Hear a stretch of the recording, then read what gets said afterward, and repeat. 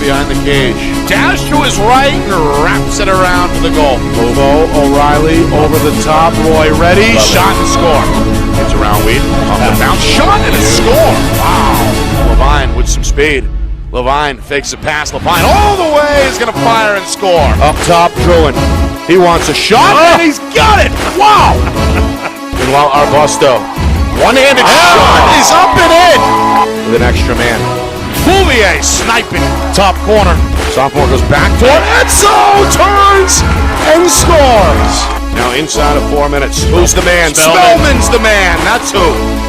Clark on the run, shot and score! Meanwhile, Durkin to the cage, shot and score! Chase, extra feed, shot, score, game over.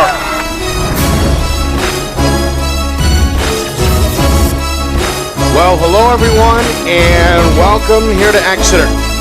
Nick Anastas, Roger Howe with you. It's the 2022 NHIAA Boys Lacrosse Division II Championship between Portsmouth and Derryfield. The Clippers looking for back-to-back titles. After they beat Timberlane in last year's championship, they dispatched of the Cougars in the semifinals in 2021. For Derryfield, it's a familiar spot for head coach Chris Hetler, who guided the school to 4 straight Division II championships between 2016 and 2019. A young squad with only 2 seniors on the roster. Nonetheless, they arrive via a 3-goal win over Wyndham in the semifinals back on Tuesday, and have built up a 6-game win streak. Meanwhile, Portsmouth has now won 10 in a row. They began the season undefeated, winning their first 8 games. Their lone loss came on this field against Division I Exeter. An 11-10 final. They close out the regular season with 8 straight wins and had no problem with either Oyster River in the quarterfinals or Timberlane in the semis. A 17-3 win over the Owls shocked a lot of folks just how good Portsmouth was in that semifinal contest. So this one features 2 very good head coaches. We talked about Coach Hetler. We know about Coach Chad Vischer on the Portsmouth sideline. And well, both of these teams have always had an eye on one another. They meet for the 3rd time in, a full calendar year. If you include last year's semifinals, the regular season meeting was played about 3 weeks ago on the Seacoast, and that was won by Portsmouth by a score of 12-9. Derryfield, by the way, has not lost since that night. So, as we know, Roger, the number 1 seed, the number 2 seed in a highly anticipated rematch here in the D2 final. This will be an exciting game. Portsmouth is just rolling, as we mentioned many times in the latter part of the year. The game, I think, right now is, who is going to have a quick start and who is just not going to falter here, because these 2 teams are just so well coached, so high in IQ, and have such great lacrosse prowess and skill that we're waiting to see who flinches first, I guess is what I'm trying to say. Well, it's going to be a chess match from the sideline. We know that. But as far as the rosters are concerned, a lot of talent on both sides, a lot of college commits on both these teams. Portsmouth, I would say, has an advantage in terms of experience. A lot of upperclassmen, a lot of seniors that have played key roles in this one. And, of course, Derryfield, they're not often considered the underdog, but I would say that that's a fitting description of Coach Hetler's squad this afternoon. Yeah, I mean, they're the number 2 seed, but I don't think underdog is really quite the word, when you got these 2 powerhouses going at each other, but certainly by the records that they had, and certainly by the 12-9 in-season game that they had, they would be considered the underdog. I can't wait to see what Coach Hetler pulls together here for a strategy and a game plan, and how that is either really different from what he did the several times we covered games this season, or whether he's just this is how we play and this is how we go. Crowd continuing to file in here. Of course, the Cougar fans making the drive east from Manchester. And the Portsmouth folks coming south. Only, a few miles, maybe 10, 15 minutes from the seacoast. So should have a large crowd by the time it's all said and done a few minutes from now when we kick things off. But already a pretty good turnout here for the middle game, the sandwich game of 3 championships in a row. A triple header here earlier today. We saw the D3 final go Laconia's way as the Sachems able to hold off Hopkinton in the final by a score of 12-10. And of course later tonight at 7:30 we get the Division 1 championship between Bishop Girton and Exeter.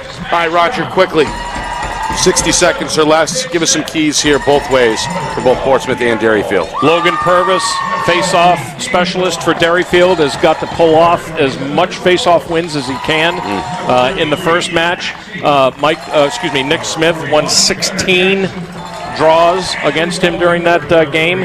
And Mike O'Neill, the attackman for Portsmouth, had 6 goals. They've got to find a way to neutralize those 2 players. And on the Derryfield side, although Quinn Silvio had 2 goals and an assist against the Clippers in that in-season meeting, that he needs to have a career game today. All right, opening face-off next here on Friday Night Lights, New Hampshire.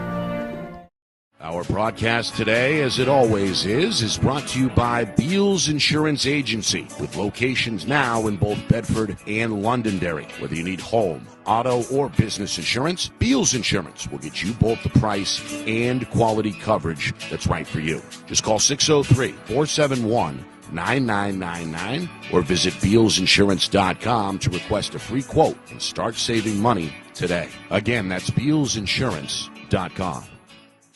The New Hampshire Tomahawks promote the highest level of club lacrosse competition, not just in the state, but in the country. Looking to get recruited? Director Chris Cameron keeps an open dialogue with the nation's top college lacrosse coaches. Over 400 New Hampshire Tomahawks alumni have played at the college level, including the ACC, Big East, Big Ten, Ivy, NESCAC, NE10, and more. New Hampshire Tomahawks coaching staff has over 100 coaches, including current high school, varsity, and college coaches. The Tomahawks offer training for players of all ages, clinics, camps, and leagues, along with spring, summer, and fall elite teams. So play with the best. The New Hampshire Tomahawks, showcase and development for college lacrosse. Visit NewHampshireTomahawks.com and girls.nhtomahawks.com. Hey, I'm Chad, the owner of New Hampshire iPhone Repair. We're New Hampshire's most trusted and affordable repair shop for your iPhone, iPad, iPod, and even Android needs. Don't worry, we're affordable, reliable, and we back our parts with a lifetime warranty. And you know what the best part is? No, what? We can repair your phone while you wait. I know, that's why I'm here. Oh, I know, Mrs. Green. Here's your iPad, good as new. Bring your phone into New Hampshire iPhone Repair today. How can you reach your team's fundraising goals at no risk and no cost? MG Sports offers a variety of products to make your team's fundraiser a success. Their products include tickets and discount cards to hundreds of local businesses. MG Sports now has a digital platform where athletes can raise funds in the comfort and safety of their own home. So become another lacrosse program like Bedford, Goffstown, or Memorial that sets fundraising records every season. MG Sports, fundraising made easy. Visit mgsportsfundraising.com to start raising money for your team today. Are you thinking of selling your home? Well, now may be the time, given that spring is here, the market is hot, and interest rates remain at all-time lows. It's time to call Roger Howe, a licensed professional realtor with the Bean Group. Not sure what your home is worth? Roger will provide a market analysis for you at no charge. With 12 years experience in residential, commercial, leasing, and investment properties, Roger knows your local market. So contact Roger Howe of the Bean Group today. At Dead River Company, the work we do is about more than just filling up tanks. It's about the everyday moments in your home. We're here to fix your heating equipment, so you have heat and hot water for moments like this. We brave the elements, so you're always safe and warm. Anytime, day or night. Because it's moments like this that we do everything we do. Dead River Company. It's not your job to worry about the heat. It's ours. Become a customer today, and we'll be there for the moments that matter to you.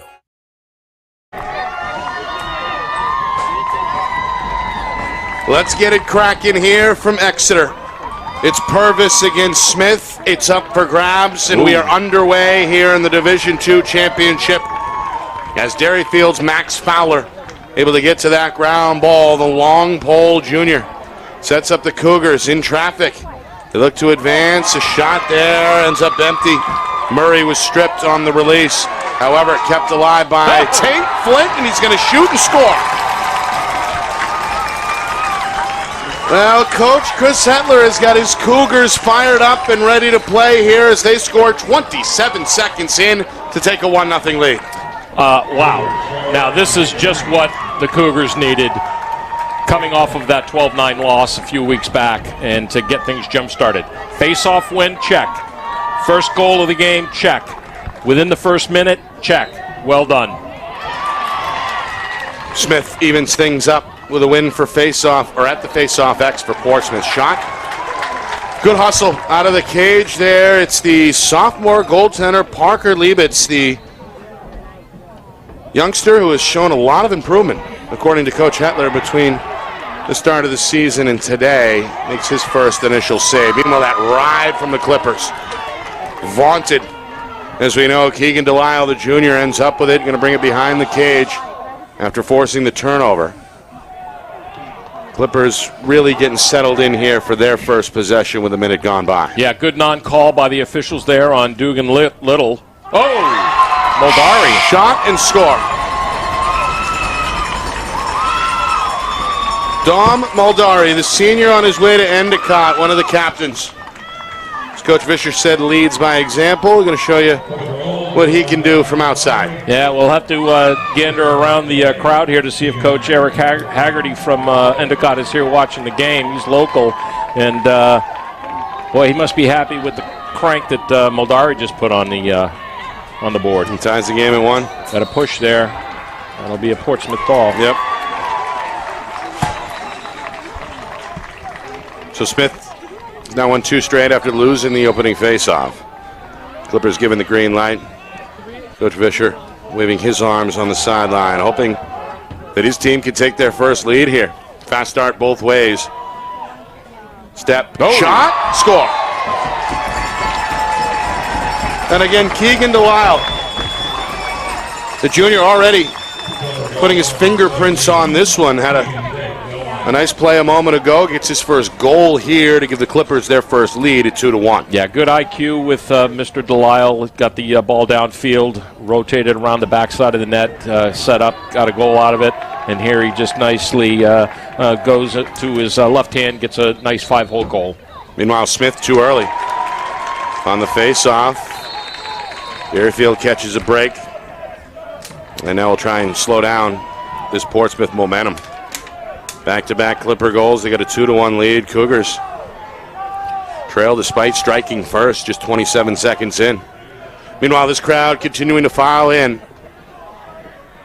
I'd say right now it's an advantage for Portsmouth in the stands. But both teams showing some good school spirit, waving their school flags, and again a standing student section along the railing behind both benches. Meanwhile, getting the step, Murray, wraparound denied by Michaelitis. First save in net for the Clipper goaltender. The senior read that one well. Meanwhile, the Cougar ride trying to force a turnover. This is Keegan Myers to that far side. Now the ball's going to take a bounce out of bounds and go right back to Derryfield. Yeah, that's definitely a first quarter move and play that you can make. Not from this point forward, I'm sure.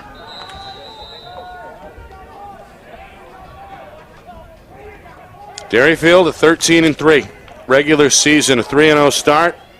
Losses to Timberlane, at Winnicott, and at Portsmouth, as we mentioned. They close it out with 4 straight wins, and they get tournament victories over Conval and Wyndham to arrive here in another championship game, seeking their 7th championship in school history. Meanwhile, Myers, through traffic, somehow got that one off despite taking a bit of a bump on the release. Shot ends up wide. It's backed up in the near corner, and the Clippers will keep it here.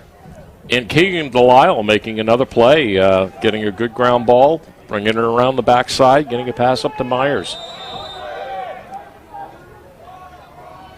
Yeah, I will say, picking up on your comment about the crowd, that I was extremely impressed with the D3 showing of Laconia and Hopkinton fans. Just amazing. They were engaged the whole way, too. Several points during that game. The bleachers were shaking, and we could feel it rattling up here in the press box. Meanwhile, Delisle going to recover, going to come towards the goal. He's going to man cutting, try to hook up with Myers, but the feed goes behind the target. Maldari, though, to the rescue with no one around, going to keep it at this end. 3.5 gone by. 2-man game, top of the box. Maldari, the senior, to his right, fires on the run. That one wide. And no slide there. If he connects there, that's his spot. Right back on the attack. That's Dylan Roloff's senior attackman, who I believe once played for Coach Hetler under the Tomahawks as a youngster. That is what he said. Did he say that this morning? I think he did, and if that's the case, well, yeah, he did. Yeah. Always fun to coach against one of your former players, right? It is. It is. I'm going to have to check my rosters then, because I coached a couple of Tomahawks teams with Coach Hetler, and I don't remember him, but it's possible. Meanwhile, Myers draws the slide, takes a hit. Maldari drops the pass here on the near wing. Trying to recover. Scurries away from the defender. Has Myers. A shot, though, is sent back. The rebound goes wide.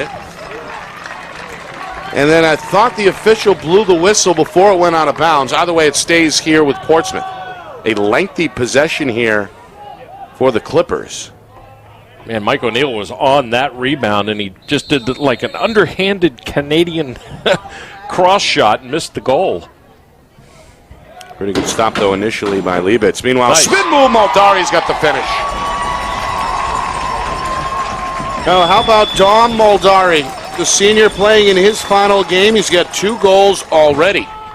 With less than 4.5 gone by, Clippers now managed to score 3 straight and have a 3-1 lead. Yeah, Dom needed to get off to a good start. He's one of the kingpins of this Clipper team, not to mention the offense, and he produces every game. One of 5 captains for Coach Vischer. Meanwhile, Fowler, his second ground ball for Derryfield, the long pole. Been one of the more consistent players for the Cougars all season. The sophomore does his job and jogs back across the 50 as the attack looks to set up shop here. This is Dugan Little, another defender, who's going to get rid of the ball and head back to his side of midfield. 5 minutes in, first quarter. A little bit of cloud cover starting to come in here. Very sunny, very hot for our first game between Laconia and Hopkinton. Cooling off a little bit, and again, some clouds starting to roll in. Of course, the dreaded word of the day is rain, which we hope will continue to hold off. Meanwhile, Flint got the party started for the Cougars with a goal just over 30 seconds in, and he strikes again. Able to snipe from deep there. Tate's got his second. Cougars are back within 1 at 3-2. Well, Tate Flint, the junior, living up to the task of what Dom has done on the Portsmouth side, and he puts his second goal in the net. He is such a strong player, though. His dodges and the way he just can bump and run with the best midfield defenders is just amazing. And, of course, Roger, he's got championship experience with Trinity last year, the D3 champions in 2021. Yeah, I wonder how many kids that played high school lacrosse can say that about winning 2 championships for two different teams. That's a good point. In really any sport, I mean, I'm sure it's been done before, but I'm hard-pressed to think of an example. Yeah. At least right now. Yeah, for sure. All right, Derryfield, a chance now, Roger, off the face-off win to tie the game as we head towards the midway point first quarter. This is Quinn Silvio. He's been one of their best attackmen all season. The wraparound shot, though, swallowed up by Michaelitis, who comes up with his second save. And now we have another whistle down on the field, and a flag is thrown back near midfield. Yeah, 25 offsides with Portsmouth. And, of course, his Clipper junior, Baden Paterson. So he's down on his right knee. Coach Vischer not very pleased on the Portsmouth sideline. First penalty either way.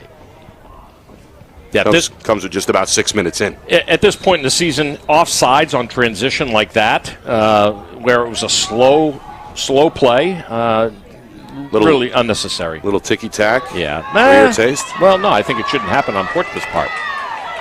So you're okay with the call? Yes. Portsmouth got to tighten up, I guess. All right. Yeah. They get the stop, Roger. Now shorthanded, trying to clear it. It goes in and out of the stick, though, of one of their defensemen, Max Dieppe. And look who it is. Yep, to the rescue. It's Muldari, who's been everywhere in this first quarter for Portsmouth. Clippers with a 3-2 lead. 2 of those goals from Muldari. Back to even strength here. Coach Vischer waving his arms on the Portsmouth sideline, trying to get the right personnel here. He's going to bring on Ben Purcell, the freshman. Roll-offs. Oh. The shooting room denied. Liebitz sends that one out of bounds. 3 saves early, by my count at least, for Liebitz. We come towards 5 minutes first quarter. Clippers have peppered the young goaltender with shots. Looking for another one in the middle. Wow! On his way to the ground, it's Mike O'Neill. Well, he served up a big helping the first time these two teams met. Finished with 6 goals, had 5 in the first half. Gets his first goal of the championship here with 5 minutes to go in the first quarter. What do you call that in baseball? A spray chart, where you got the ball going all points of the outfield. Mike O'Neill is that type of lacrosse player. He can score from anywhere on the field. Scores with 5 minutes even remaining. And now the Clippers doubling up the Cougars. 4-2.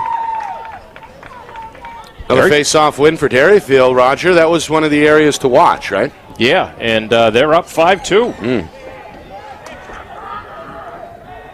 Well, we know that it was going to be closer, I think, than a lot of people thought, because we saw Derryfield really dominate Windham in the semifinals, I think to the tune of 90%. Yeah. Right? Yeah. In that 11-8 victory. Yeah, and you know what? Logan Purvis has really put in the work this season. We did that early Bedford game against Derryfield, and that was an even match, but Dalton Roberto from the Bulldogs is really not one of the top echelon Fogos out there, but he has come a long way this season, because we've done the Derryfield games, and he's gotten better every game. Meanwhile, look back at that roll-off shot that just went high. He continues to find wing on the room to fire here on the near side wing, but his last 2 offerings just were off target. Inside of 4 minutes first quarter. Portsmouth looking for their largest lead. They've got a 4-2 advantage on the board already. Here's a turnover. They tried to find O'Neill behind the cage, and it just sailed over the senior's head. Yeah, that's Delisle's first mistake. He's basically had a touch every time the ball's been on this half of the 50. Meanwhile, Coach Hetler wants the ball in this kid's stick. Quinn Silvio, the junior. It's been really a one-man clear operation all season. He shows you why there, going the length of the field. Set up the Cougars here on the attack as we head towards 3 minutes to go first quarter. Now, this is one of their deadlier midfield setups with R.J. Prue and Flanagan. R.J. Prue had 2 goals in that game over at Portsmouth. So watch the freshman here coming off the crease. They're in a 2-2.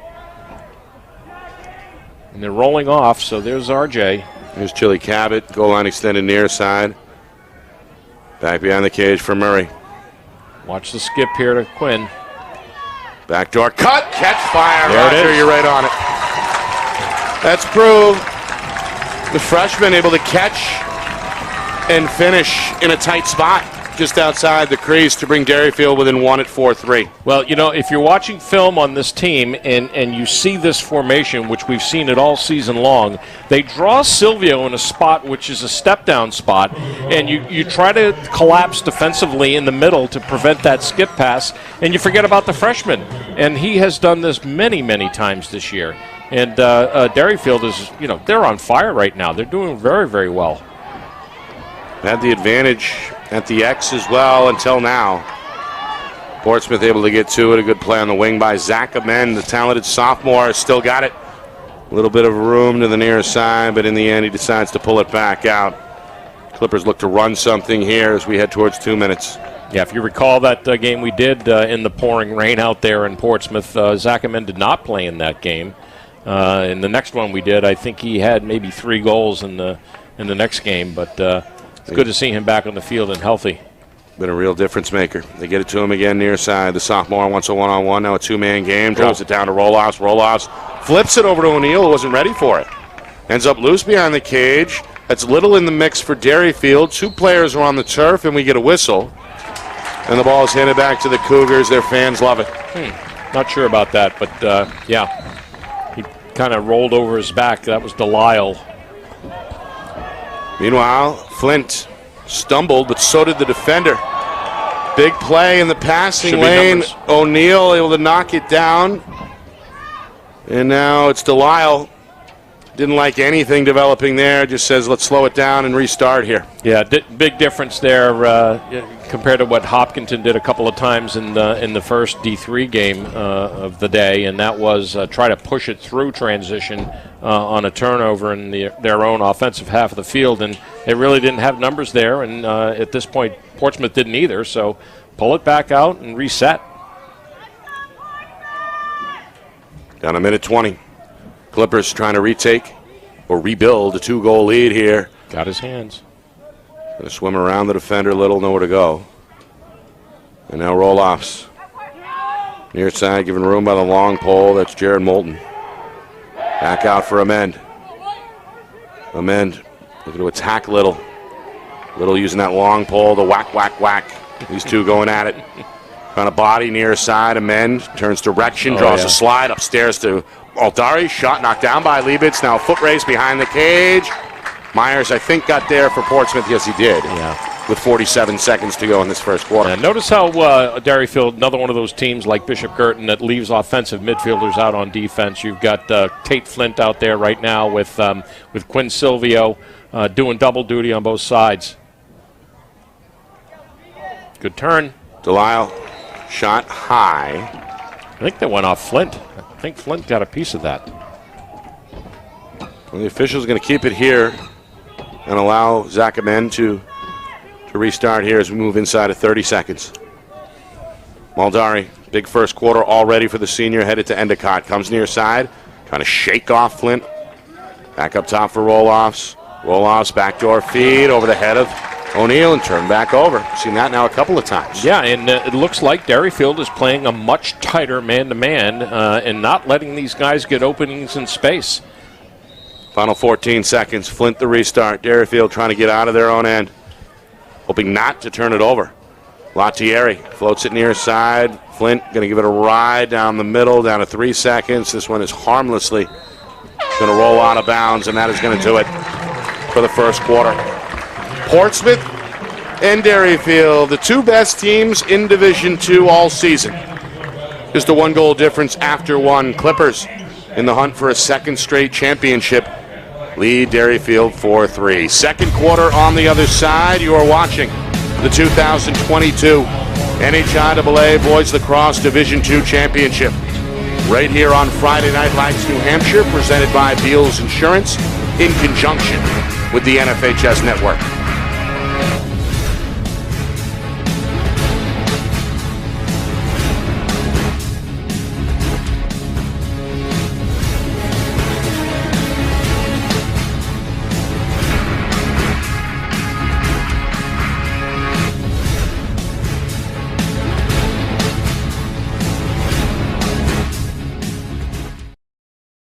Our broadcast today, as it always is brought to you by Beals Insurance Agency, with locations now in both Bedford and Londonderry. Whether you need home, auto, or business insurance, Beals Insurance will get you both the price and quality coverage that's right for you. Just call 603-471-9999 or visit BealsInsurance.com to request a free quote and start saving money today. Again, that's BealsInsurance.com. The New Hampshire Tomahawks promote the highest level of club lacrosse competition, not just in the state, but in the country. Looking to get recruited? Director Chris Cameron keeps an open dialogue with the nation's top college lacrosse coaches. Over 400 New Hampshire Tomahawks alumni have played at the college level, including the ACC, Big East, Big Ten, Ivy, NESCAC, NE10, and more. New Hampshire Tomahawks coaching staff has over 100 coaches, including current high school, varsity, and college coaches. The Tomahawks offer training for players of all ages, clinics, camps, and leagues, along with spring, summer, and fall elite teams. So play with the best. The New Hampshire Tomahawks, showcase and development for college lacrosse. Visit NewHampshireTomahawks.com and girls.nhtomahawks.com.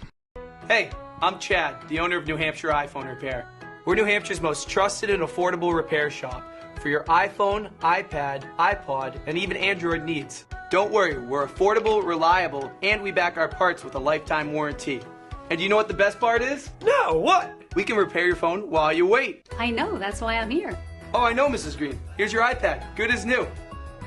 Bring your phone into New Hampshire iPhone Repair today.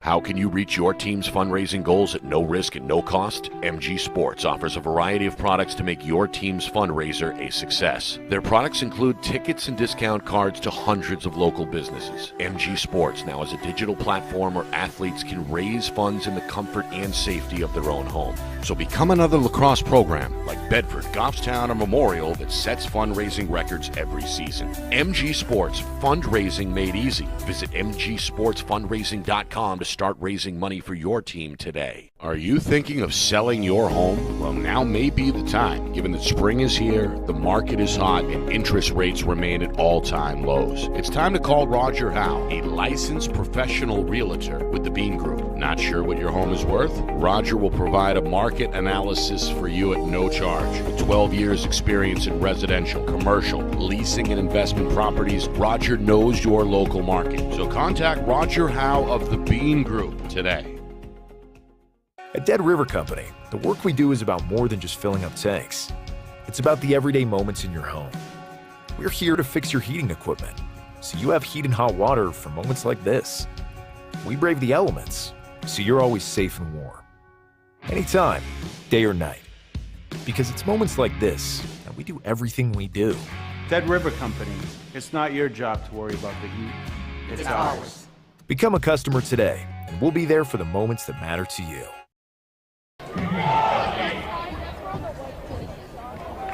Well, we're off to a good start here in Exeter in this 2022 NHIAA Boys Lacrosse Division II State Championship game. Portsmouth, a one-goal lead over Derryfield, 4-3. As we get set to start the second quarter, Nick Anastas, Roger Howe with you from Friday Night Lights, New Hampshire. We're presented by Beals Insurance, and we're in conjunction with the NFHS Network.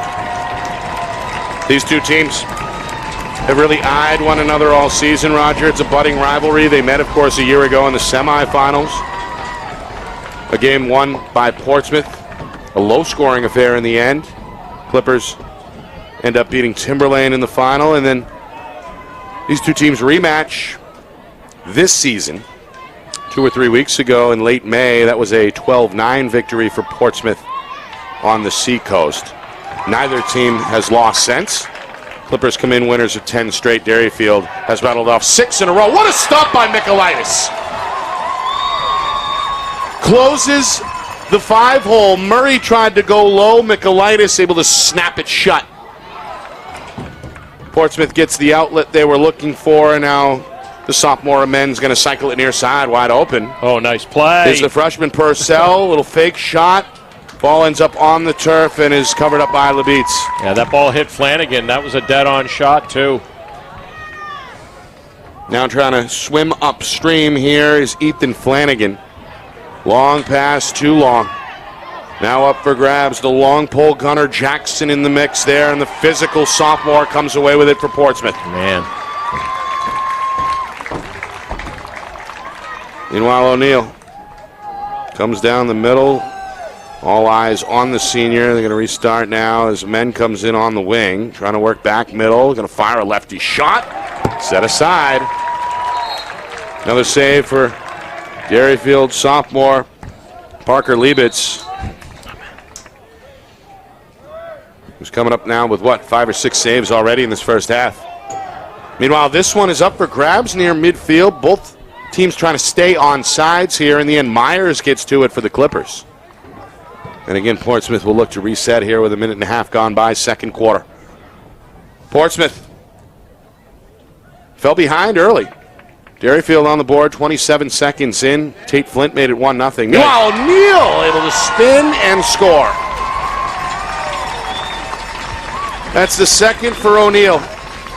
Comes less than 2 minutes into the second quarter, and Portsmouth has matched their largest lead from earlier at 5-3. Well, they're starting to get it rolling here for the Clipper offense that we're used to seeing. And Mike O'Neill, like I said, it doesn't matter where he ends up on the field, he can score from anywhere. This time on the goalie's right side. Had 6 goals in the regular season meeting between these two teams. He's got 2 so far in this first half. 2 of the 5 for Portsmouth. Watch this. Here comes Smith, the sophomore off the wing. Right down the middle, shot stopped low by Liebitz. Rebound for O'Neill, and he's got it.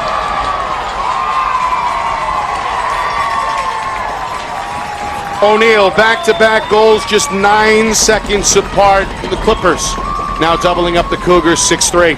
Well, O'Neill gets the second award for the quickest goal this season. He had a 10-second one before? He scored, I think, 3 in a minute 22. Yeah. Again, during that regular season meeting against Derryfield. Yeah.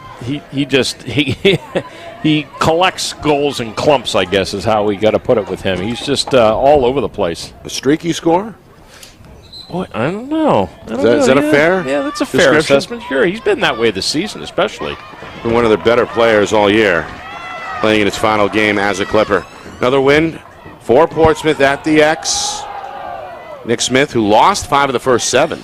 Yes, he did. Yeah, now that's starting his to get first one here in the second. Starting to get in rhythm a little bit. Had some help on the wings on the previous one. And now Amend with a good shake move. Behind the cage, O'Neill. Near side to Lyle. Closed out well. No shot. No space for a shot there. The long pole Moulton in his face immediately. Clippers show patience. They pull it back out. 2.5 gone by. Second quarter. Portsmouth threatening to take their first 4-goal lead of this first half. Amend. Going to tiptoe. Going to fire. Moves upstairs. That one whistles over the head of the goaltender out of play. It'll stay here. Well, that's Zach Amend, who can show you both left and right-handed rockets. He is just an all-around good shooter. Scary to think he's only a sophomore, and we'll be back next year. And for Coach Fisher. We'll say that about several of these players on the Clippers team. Yeah, same with Derryfield. Again, they only have 2 seniors on the roster. So basically the whole team comes back in 2023. Here's a violation. I think somebody stepped in the crease there. It may have been Delisle. Yeah, Delisle is, for as quick a start as he's had in a positive sense, he's had a couple of foibles here. This one is up for grabs. Knocked down by O'Neill. Scooped up by Roloffs and then saved by Liebitz. Another rebound. Goes off the side of the netting and is going to be dug out by the Derryfield goaltender. Liebitz, long outlet. Fowler, good catch, but got tripped up, and a flag is going to fly. The Portsmouth defender, Max Brown, a little too aggressive, is going to be called for the penalty. It's just the second penalty of this first half either way, and it comes with 4 minutes gone by. Watch this. Second quarter shot and outside. That stays in bounds too, right? Or do we have a whistle now? Yes, we do. A whistle now. They're going to stop it with 8:10 to go. I couldn't quite make that out, to be honest, but you're right. It ends up in the side of the net, and we stay at 6-3. Yeah, and I think maybe a quick whistle there by Kerry Witten, the official, but as Schuyler was drawing that back into his cross, that's an automatic whistle because it's going to be on Max Brown. Another 4-man championship crew here. The officials, Tim Bethke, Tyler Leeds, Kerry Witten, Ron Libby, all veterans. All right, minute. Penalty here on the board against Portsmouth. Brown, who's going to head to St. Lawrence to swim next year. One of the captains down on his right knee. Opportunity for the Cougars to get back within 2. Flint, bouncer, no. And good hustle by his teammate, Liam Canty, to keep it here, the freshman Able to lay out. Now what do we have? A timeout here? Timeout by Derryfield. Yeah, coach wants to talk it over. He's still got 37 seconds on the EMO to try and draw something up. Our broadcast brought to you by the Community College System of New Hampshire. New Hampshire community colleges offer more than 200 associate degrees and certification programs aligned with career opportunities and transfer pathways. All affordably priced. There are many reasons to choose Community next fall. Learn more at choosecommunity.com. Also by Service Credit Union, from free checking to the right savings accounts for your whole family. Service Credit Union is there for you and all your financial needs. Learn more at servicecu.org. By Convenient MD, proud to support its communities both in and out of the clinic. Whether it's the flu or a broken bone, know that you're getting quality care at affordable rates from New England's leading urgent care, Convenient MD. The NHIAA would like to thank our officiating crew today.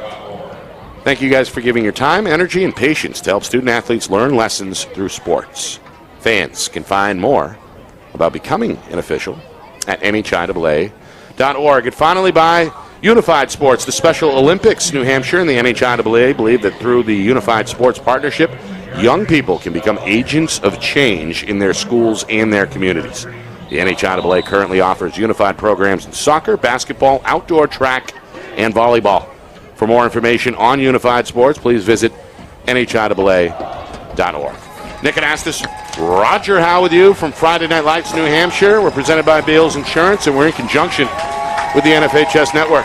Just over 4 minutes gone by, second quarter. Portsmouth leading this Division II championship game by a score of 6-3, but the Clippers look to kill off the final 37 seconds of this penalty. Derryfield hoping to strike and get back within 2. Yeah, it'd be interesting to see what they've drawn up here. Coach going to the whiteboard. 30-second EMO here, play. Coach Hetler, longtime coach / athletic director, looking for his 7th championship as head man of the program. Saved by Michaelitis. Ground ball goes near side to Portsmouth Max Dieppe. And now a zigzagging pass from Peter Wool to Myers. Going to set up the Clippers on the clear as Delisle will take it from here along the near side wing. That'll kill off the rest of the Clipper penalty. We're back to even strength with just about 5 minutes now gone by in this second quarter. Still 6-3 Portsmouth. Boy, textbook clear by the Clippers on that. Redirect, get it over again, bring your attackman up. Well done. Far side. O'Neill trying to work on Latieri. Back out, roll off, swings it for a man. Wow, good recovery by Little. Yeah. Looks like he had him there to the left, but Little, the long pole, able to stifle the move. Now a two-man game, far side wing, Amend.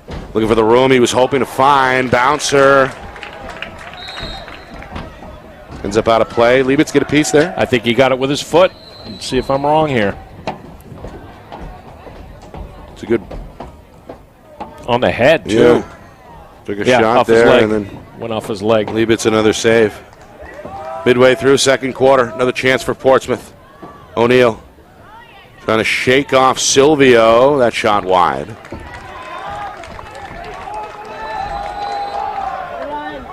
Another quick restart for Portsmouth. Meanwhile, Coach Vischer pacing up and down the Clipper sideline. Thought he might have been agitated at something. His team looking for a 4-goal lead. To move inside of 6 minutes. Pass for O'Neill is dropped in a crowd, and then it rolls over to Liebitz. That's not going to make him happy. A force on the crease when you got 3 defenders on top of Nick Smith. Good outlet pass, too. Liebitz able to feather it to Tate, who escapes 2 Clippers, and now it's Murray. Going to sprint behind the cage. Cougars trying to get back within 2. They scored first. Took a 1-0 lead 27 seconds in. Lead didn't last long, though. Less than a minute later, Portsmouth began to rattle off 3 straight. Maldari, Delisle, Maldari a second. Before Flint came up with his second to bring Derryfield back within 1. That was midway through the first quarter. O'Neill and Prue exchange goals. It was 4-3 Portsmouth coming into the second quarter. O'Neill has added on 2 since.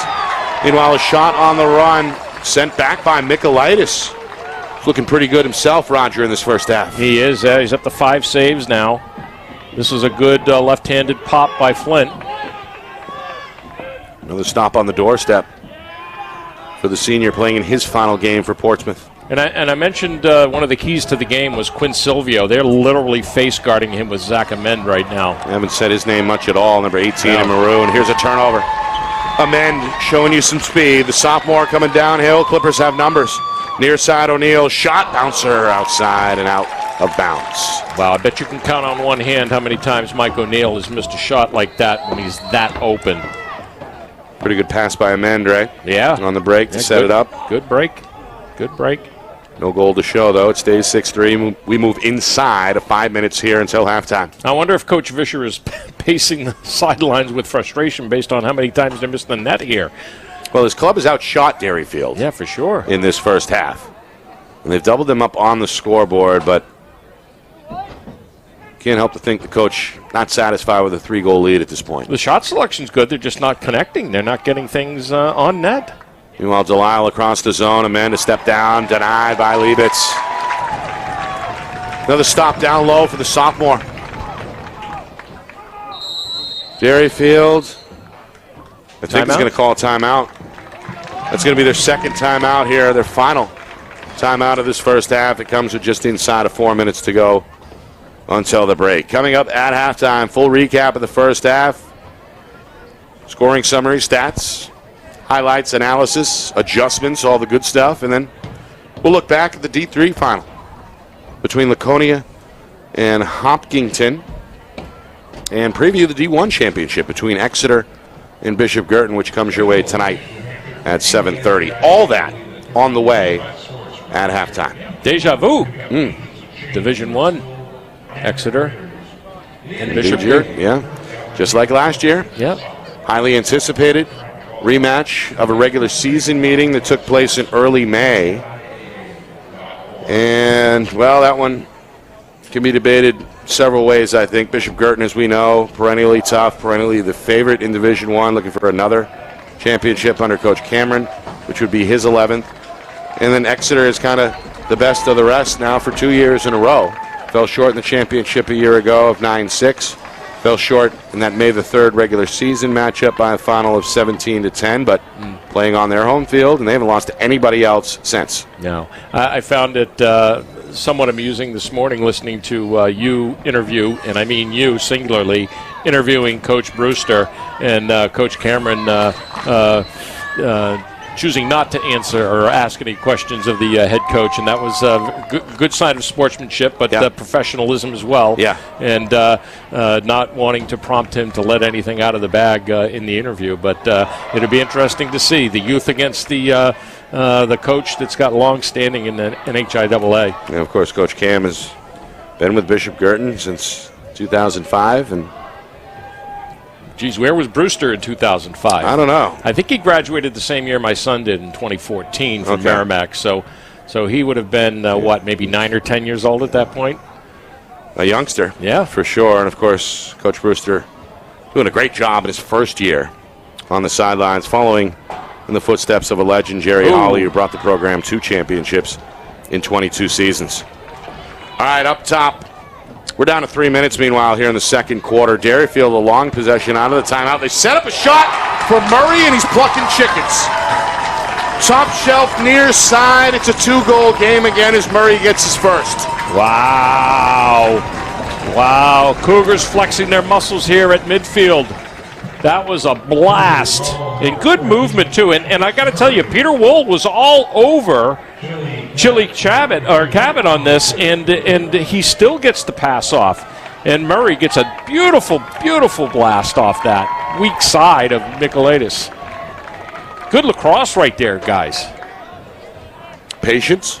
Yeah. For the Cougars out of the timeout. They don't force it. And ultimately, a pretty good shooting lane ends up developing on the near side, and Murray takes advantage. Yeah. And, I mean, inexperienced Meanwhile, Smith trying to get it going here for Portsmouth. They might have shot that right into his cross, but instead, strategic shot and placement. Looks like excellent placement. Right? They call that plucking chickens. Yeah, Roger? you take I picked that up off of you. Yeah, I'm gonna have to come up with. I'll go back in the bag and we'll pull out some more. I got a couple of good ones I've saved. I like that one a lot. And I think that was appropriate for that shot there for Murray. Meanwhile, a timeout here by Portsmouth. Coach Vischer is going to use his first and talk it over here with 2:42 to go. His club has has led most of this first half by as many as 3, and would like to beef that lead up a little bit before halftime. Yeah, good lacrosse here. Excellent IQ on both sides. Got a little sloppy with Portsmouth maybe on some transition stuff. But, man, it's been pretty toe-to-toe here and evenly matched for sure, even though the score is showing a 2-goal advantage for the Portsmouth Clippers. Portsmouth 16-1 during the regular season. That included win streaks of 8 and 10. 8 to begin the season, 8 to close the regular season. Sandwiched around a regular season loss against Division I Exeter, and of course they've added 2 more tournament wins to that win streak. And again, Derryfield on the other side, they haven't lost since they lost to Portsmouth last month. Come in winners of 6 straight, so something has got to give. And right now things have played out in Portsmouth's favor, 6-4, but still 2:42 to go in this second quarter. So we know that the Portsmouth girls are moving up. Have you heard any discussion about the boys moving up? No. I have not. Neither have I, and I'm curious to hear about that.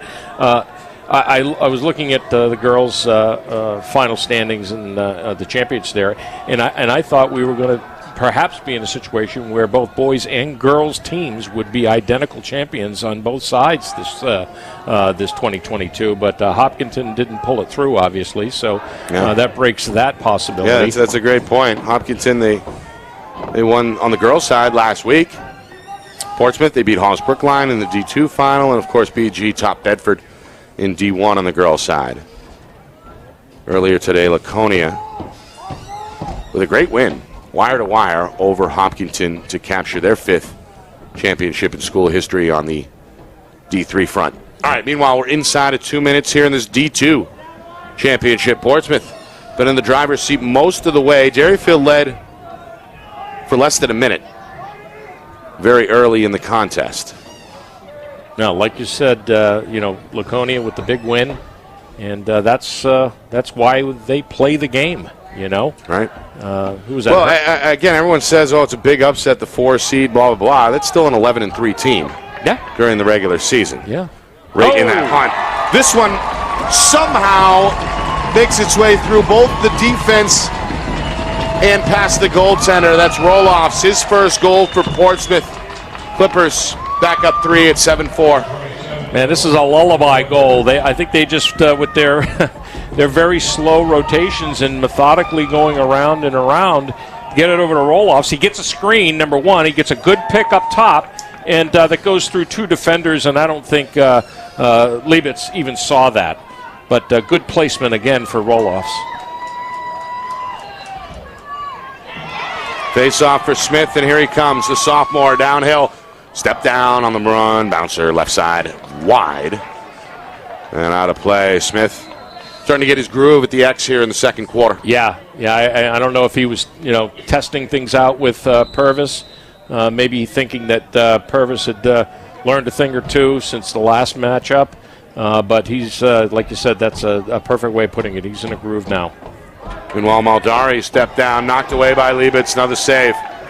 Meanwhile, Silvio able to get to it for Derryfield, swallowed up, though, by a sea of white jerseys, and O'Neill comes the other way. O'Neill all the way to the cage. Did he step in? No. Yes, he did. He stepped in the crease. They're going to wave off the goal here with less than a minute to go. Yeah, and there's room to be complaining about this. He got pushed. No, it was a late push, though. There was Silvio. 1, 2, he's on the net. No, that's a good call. Good call. Yep.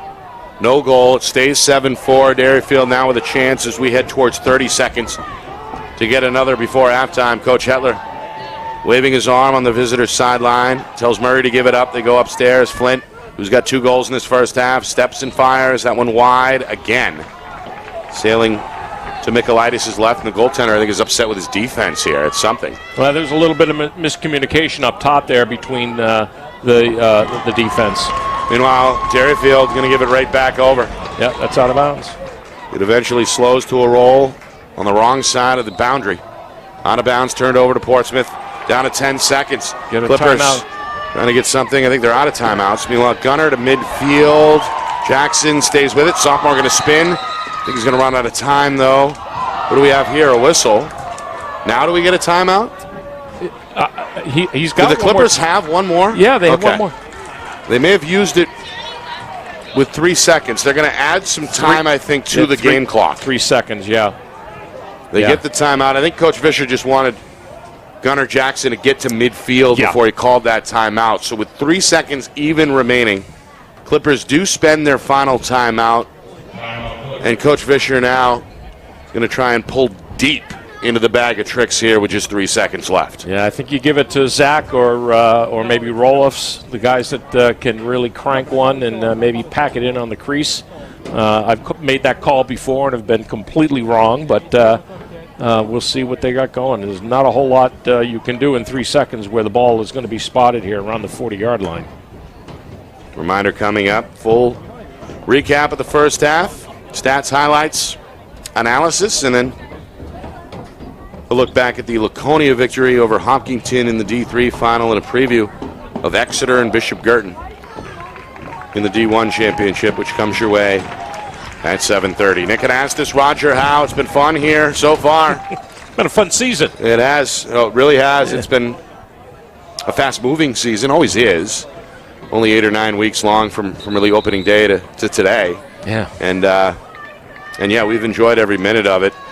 Today being kind of the day that encapsulates the entire season here. Two of the best teams in the division, 1 and 2 in the tournament seedings.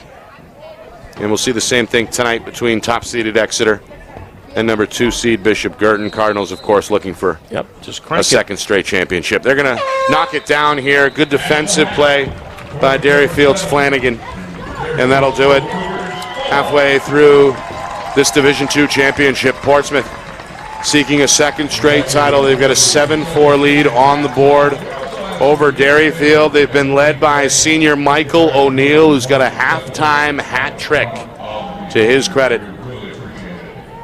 But all in all, a team effort, I think, for Coach Fisher's Clippers, as they've looked good through 24 minutes. Yeah, and we expect to see more of the same in the second half. I mean, what can you say? Pretty, even though there's a 3-goal gap here, man, good action, good offensive follow-through by both teams, and not a lot of mistakes. A couple penalties there on Portsmouth, but didn't amount to anything against Derryfield. All right, we'll take a break, come back.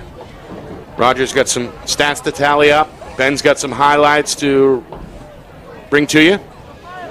And we'll rest up and get ready for the third quarter. Get you all caught up in just a few minutes when we come back. Halftime here, the 2022 NHIAA Boys Lacrosse Division II Championship. Portsmouth leads Derryfield 7-4. You're watching our coverage here on Friday Night Lights, New Hampshire, presented by Beals Insurance in conjunction with the NFHS Network.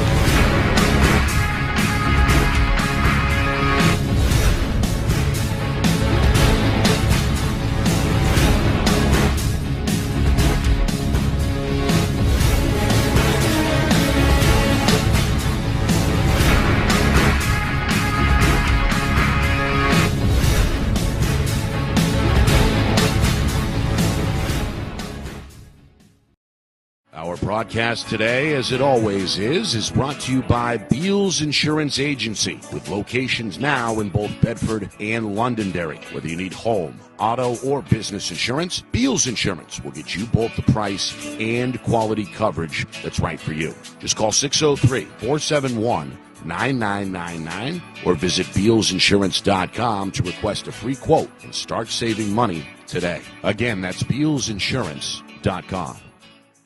The New Hampshire Tomahawks promote the highest level of club lacrosse competition, not just in the state, but in the country. Looking to get recruited? Director Chris Cameron keeps an open dialogue with the nation's top college lacrosse coaches. Over 400 New Hampshire Tomahawks alumni have played at the college level, including the ACC, Big East, Big Ten, Ivy, NESCAC, NE10, and more. New Hampshire Tomahawks coaching staff has over 100 coaches, including current high school, varsity, and college coaches. The Tomahawks offer training for players of all ages, clinics, camps, and leagues, along with spring, summer, and fall elite teams. So play with the best. The New Hampshire Tomahawks, showcase and development for college lacrosse. Visit NewHampshireTomahawks.com and girls.nhtomahawks.com.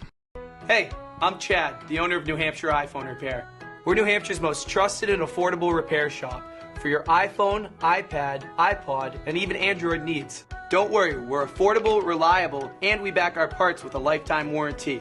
And do you know what the best part is? No, what? We can repair your phone while you wait. I know, that's why I'm here. Oh, I know, Mrs. Green. Here's your iPad, good as new. Bring your phone into New Hampshire iPhone Repair today. How can you reach your team's fundraising goals at no risk and no cost? MG Sports offers a variety of products to make your team's fundraiser a success. Their products include tickets and discount cards to hundreds of local businesses. MG Sports now has a digital platform where athletes can raise funds in the comfort and safety of their own home. So become another lacrosse program like Bedford, Goffstown, or Memorial that sets fundraising records every season. MG Sports, fundraising made easy. Visit mgsportsfundraising.com to start raising money for your team today. Are you thinking of selling your home? Well, now may be the time. Given that spring is here, the market is hot, and interest rates remain at all-time lows. It's time to call Roger Howe, a licensed professional realtor with the Bean Group. Not sure what your home is worth? Roger will provide a market analysis for you at no charge. With 12 years experience in residential, commercial, leasing, and investment properties, Roger knows your local market. So contact Roger Howe of the Bean Group today. At Dead River Company, the work we do is about more than just filling up tanks. It's about the everyday moments in your home. We're here to fix your heating equipment, so you have heat and hot water for moments like this. We brave the elements, so you're always safe and warm. Anytime, day or night. Because it's moments like this that we do everything we do. Dead River Company. It's not your job to worry about the heat. It's ours. Become a customer today, and we'll be there for the moments that matter to you.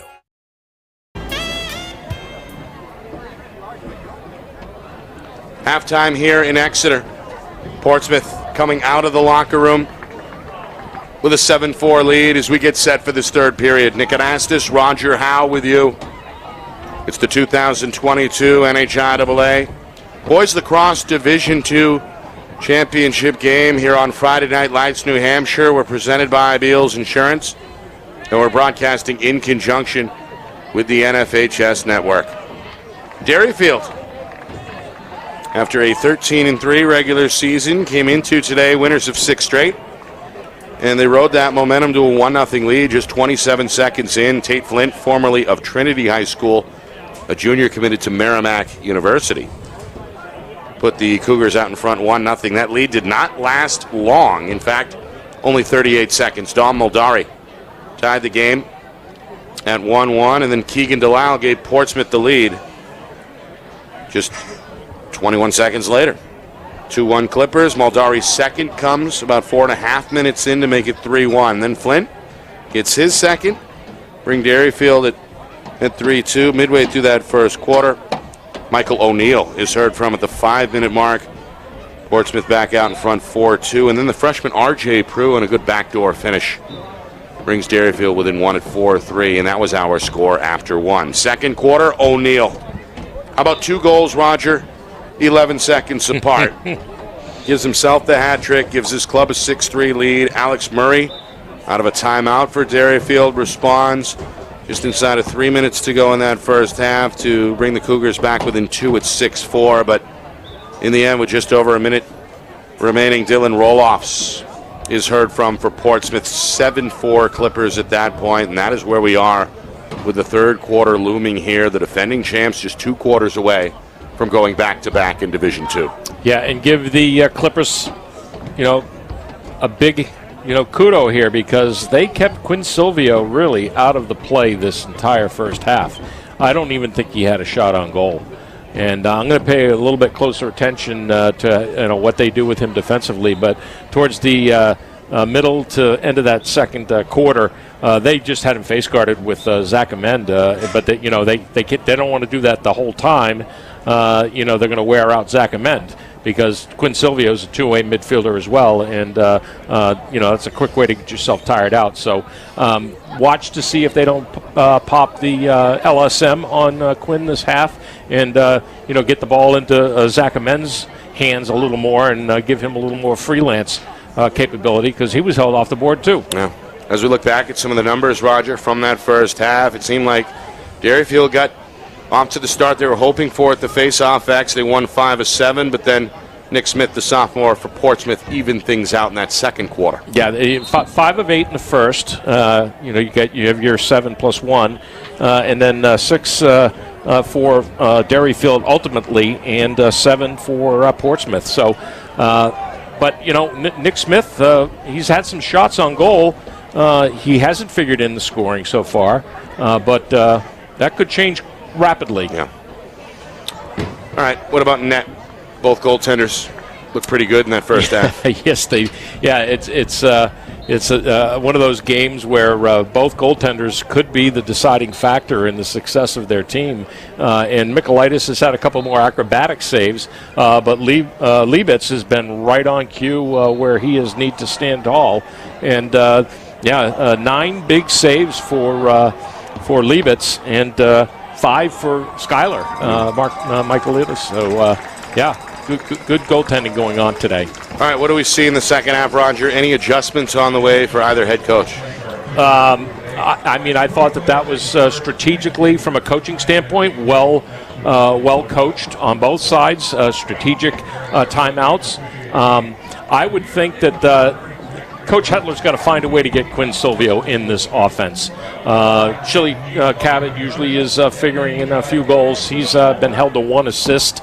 But on the Portsmouth side, you want to see Nick Smith start to figure in things. You want to see Zach Amen start to figure in some things. So maybe not a complete game plan change, but let's try and do this. Let's try to rotate a certain play or a certain offensive set that we can get those guys in the clear and figure them into some of the offensive part of the game here. Second of 3 championship games in a row here on this field in Exeter. Earlier today, the D3 title was won by Laconia.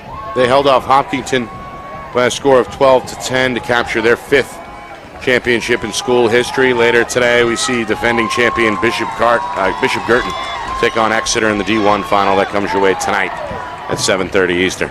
Face-off won by Portsmouth. Clippers going to settle down here on their own end, looking for their first 4-goal lead of the game here if they can strike on this trip. Yeah, and I think one of the strategic moves that Coach Hetler made in the start of the second half here is double polling on the wings on the face-off. He may be seeing that face-off situation become a little more dire on his side, and he wants to cut that off early. We've seen Smith win and then just take off downhill. I think coach is aware of that possibility here in the second half, and to bring some poles on the wings would slow that down in theory, right? Yeah, you got to cut the angles. You don't get that pinch and pop to the backside if you're Logan Purvis to get the wing following up on the offensive side. But you've got to find a way to and he hasn't completely dominated the face-off circle, but Roloff's tough shot on the move to his right from deep. Straightaway offering is swallowed up. Lebeats, high outlet pass in and out of the stick head of Fowler. And now a pile up along that far side near midfield. Ball out of bounds. Rewarded to the Cougars. But you want to find the angles from the wings on those poles that can converge on a Mike O'Neill that's very fast off the clean break.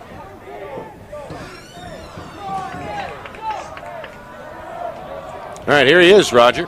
Quinn Silvio. Been so good for Derryfield all season. Was not heard from in that first half. Wants a piece of Muldari one-on-one. Going to bring him behind the cage. Looking to turn the corner. Comes back near side. Draws the slide. A good split dodge, but he's stripped by Jackson. Loose near side. Bodies flying around. Dieppe in the mix. Somebody lost the stick. Muldari. That was Muldari. It goes out of bounds. It's going to stay here with Derryfield. Coach Fisher not happy with the call. Oh, it's been reversed. Well, now he is pleased.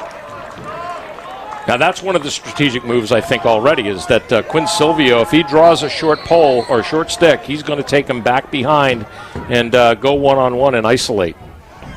Meanwhile, Amend frees himself on that far side. Go all the way to the cage. The sophomore, though, lost it on the release. It's loose out in front of the crease.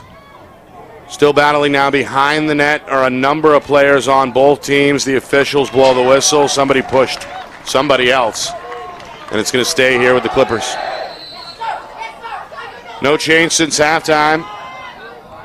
Nearly 3 minutes in, third quarter. Portsmouth a 7-4 lead. They've led most of the afternoon.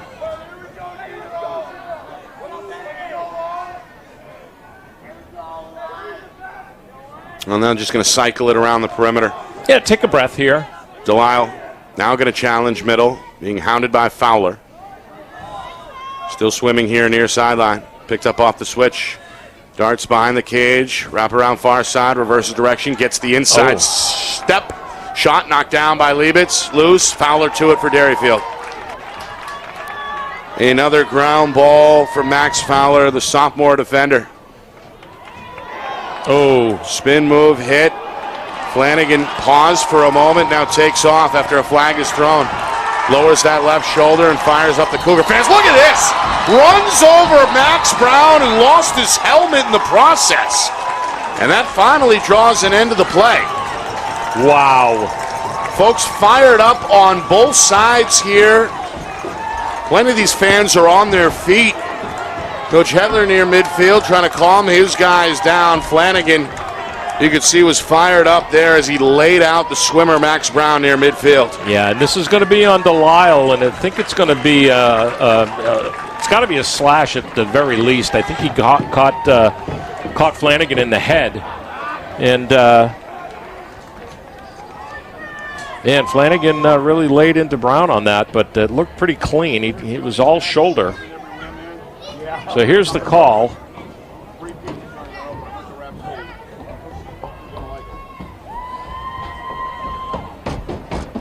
It's going to be a penalty against Portsmouth. Ooh, cross check. Yeah.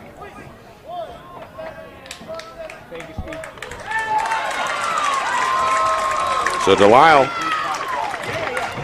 who scored a first quarter goal for Portsmouth, the villain on this play, down on his knee in the box. No argument from the youngster. He let his head coach lobby for him. Coach Vischer not pleased. Yeah, I'm not well, I mean, you got to fight for your team, but then again, there's what you see with your eyes, and he definitely clocked him in the head. Coach Hetler getting an explanation. I mean, regardless of the cross check / legal body check, I mean, however you want to call it, he still got him in the head. So a minute on the board here. Rare penalty. I don't think we've seen Derryfield penalized at all. Have we so far? We saw two against Portsmouth in the first half. One penalty in each of the quarters so far for the Clippers. Yeah.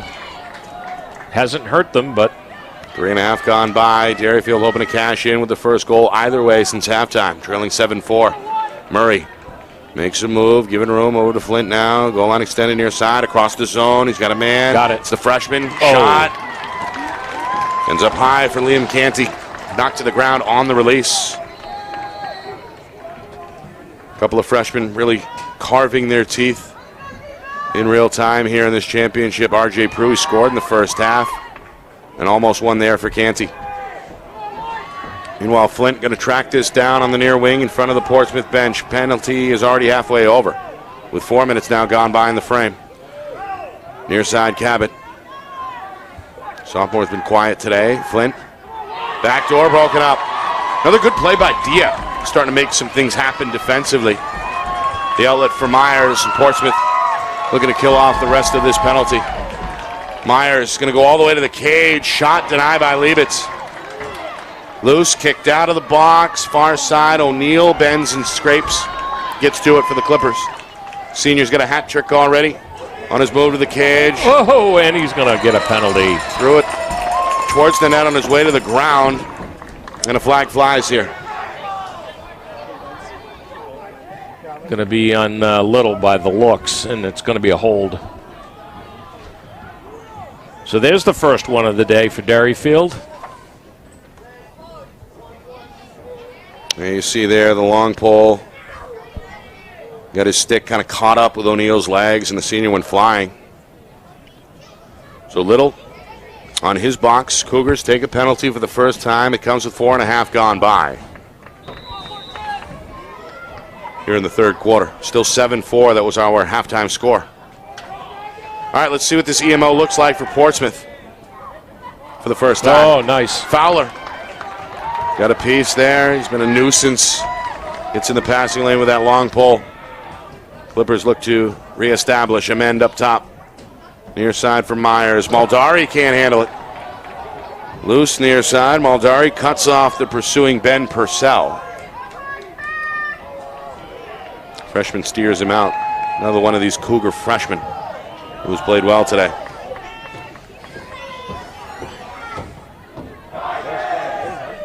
Meanwhile, back to even strength as we head towards the midway point, third quarter. Second half begins on a defensive note here. Neither team scoring so far in the quarter. O'Neal trying to change that for Portsmouth. Nice defense by Laudieri. It's right up in his grill, Oh, and now he lost it. the ball, and a flag flies. A little too aggressive there by Lautieri, and Coach Hetler is about to lose it on the Cougar sideline. Longtime coach not happy at all with that development. And I don't blame him. I don't think I like this call. I think, if anything, Laudieri got a slash on him. There's no hold there. There's no hold there. Nah. Seems to kind of fit in with what we've seen throughout the afternoon in terms of the officials have let them play, but not on that call. No, and no, not seeing it. All right, so another opportunity for the Clippers, just a 30-second EMO. They came away empty a moment ago with the extra man. Trying to double up the Cougars here. Swing it far side, Roloff's had shooting room. It hesitates, good close up by Flanagan. They swing it near side for Amend, who goes from low to high. Able to beat Liebitz, who's been so good for Derryfield. Got him that time, though. Sneaks it inside that far post to make it 8-4. Yep, and like we said, got to get Zach Amend in this offense, and that'll be an EMO goal for him. Good look from Purcell. Step down, good rotation by Derryfield. Got there just a little bit late. You know, that's what being an extra man offense is all about, is getting them to rotate and commit and not being able to recover. So, Amend gets his first. The sophomore scores a man up goal. Yeah, that's a hold on Derryfield. Yep. Both face-off men hit the turf. They're going to give this to Smith, and the Clippers are right back on the attack as we move past the midway point, third quarter. 8-4 Clippers with their largest lead, threatening to make it a 5-goal game for the first time. Back to even strength here, and inside now, 6 minutes to go in the quarter. Nick Anastas, Roger Howe. It's been a fun afternoon already. Laconia captured the first championship on the boys' side. The D3 crown goes to the Sachems by a final of 12-10. Portsmouth has led most of this Division II final. Their 4-goal lead is their largest of the afternoon. The D1 final between Exeter and Bishop Girton comes your way at 7:30. Coming up in 5 minutes to go, third quarter. Clippers have had it on this end of the field more often than not in this second half, and they're going to bounce one in. It's Keegan Delisle. Ellie scored way back, Roger, early, the first 2 minutes of the game. And he's heard from here with just outside of 5 minutes to go in the third quarter as the Clippers now lead 9-4. I was just about to say how much I admire the way the Portsmouth Clipper offense just conducts themselves out there in the field. They are never in a static position unless they are settling in and waiting for offensive players to filter in. They're always in motion, and you just can't let a guy loose on any of their offense, and this is what happens. But this one's getting physical at the X, by the way. Smith and Purvis again just wrestling each other out there, and this time the officials give it over to Derryfield. I think Coach Hetler may want a timeout here. Just yelling something from the sideline. The officials, I think he's unhappy with the way he may be calling up the play. Yeah. Each team still with both timeouts intact here. Yeah. Flint trying to get this kid going. 2 goals for Derryfield, both in that first half. Oh, they got him. There he is, Silvio. Off the weak side pick, it looked like. Able to curl off the screen. Pass on the money, and Quinn Silvio had been bottled up to this point gets his name in the scorer's book, 9-5 now. Yeah, and he was up against Myers there defensively, and he just put on a burst of speed after he saw that pick come up, and he got to his spot quickly, and Myers was left in the dust. 9-5, Silvio's first goal. Got tripped up by his own player there towards the end to recover, but couldn't do it. Portsmouth able to get to it on the wing. Now Amend gets the step. A rising shot flies out of bounds. But hey, the two keys that I mentioned at halftime, Amend and Silvio, figure in the first 3 goals here. Yeah, those guys are just too good to be held down completely for 48 minutes. Yeah, for sure. Meanwhile, Delisle changes direction and is stoned at the doorstep. No, that's in. Is it? That is in. I thought it hit the side of the net, but you're right. The officials, after a delay, say, yes, sir, count it for Portsmouth. It's now 10-5 with just inside of 4 minutes to go in this third quarter. Yeah, kind of a slow motion reaction from everybody, including the goaltender. And I think Liebitz was just kind of disgusted that he didn't get a better part of this, because I think it hit him at some point in the body here. Let's find out. Yeah, it went off his leg. It went off the inside leg, which is why we couldn't see it, because it was deflected away from us in a body in front. But yeah. Meanwhile, the junior Keegan Delisle, Roger, now 3 goals for Portsmouth. 3 goals in a game. I mean, he figured in much of the first quarter for sure, getting a multiple amount of twice touches here in this third quarter. And meanwhile, Chili Cabot is heard from for the first time. The sophomore able to find some room there in the high slot, turn and fire. Suddenly we get some back and forth going here. We're just inside of 4 minutes to go, third quarter. Yeah, and Chile gets on the board here with an assist from Quinn Silvio. Good turn. Wow, good turn by Chile on this one. Pops out of that 5x5 area where he sees so much success down low on goal line extended, and gets his hands extended. Meanwhile, Smith able to wrestle it away from Purvis. Another win for the sophomore. Clippers right to left. Smith keeps it himself, scoops it off to Maldari. Gonna whip it over far side for the red-hot Delisle. Gets to step on Little, comes middle, Delisle fires and scores another! Able to beat Liebitz, top shelf. Keegan Delisle, a one-man wrecking crew right now. 4 goals to lead everybody. Portsmouth back by 5, 11-6. Wow, we I think the first 5 minutes of this quarter we had nothing on the board, and all of a sudden just an explosion of 6 goals. Yeah, first 6 minutes we were scoreless. Yeah. Since then, 1, 2, 3, 4, 5, 6 combined goals. Yep. Still 3:25 to go here in the third. Man. Delisle has come alive. This is the best we've seen him play, Roger, in person anyway. Yeah. And again, the 4 goals really factoring in. 3 of those coming in this third quarter. Yeah, Meanwhile, another whistle on the X this time. It's going to favor the Cougars. Yeah, maybe a little excitement there on Nick Smith's part, trying to get the jump. Meanwhile, Clippers continue to face guard Silvio. That's Ryan Patton, senior defender. You can see just breathing down his neck, well away from the ball. Yeah, Delisle only had 1 assist in that game back in late May, and here he is exploding for 4 goals. Oh! Meanwhile, that gets through the defense and is finished off on the weak side by Murray. Heck of a pass by Flint, who was trying to body his man along the near side. Whipped it through the zone. Murray on the other side was ready.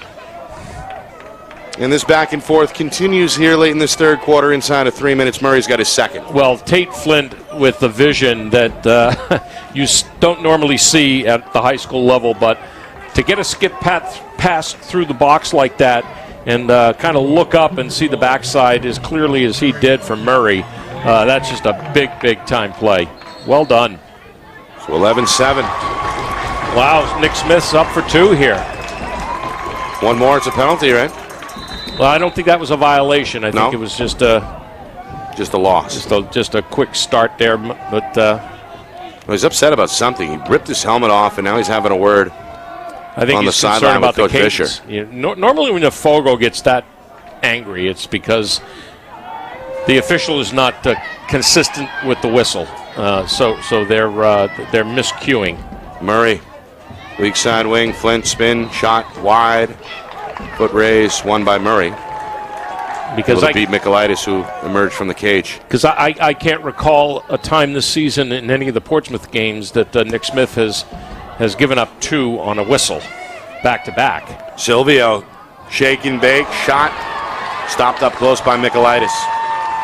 Got the spin move, got away from Patton, but couldn't capitalize. Michaelitis was ready, the senior. Played pretty well here. Bang is right. Flint. Oh, come on. Here comes the flag. Oh. Derryfield is upset. The pileup continues.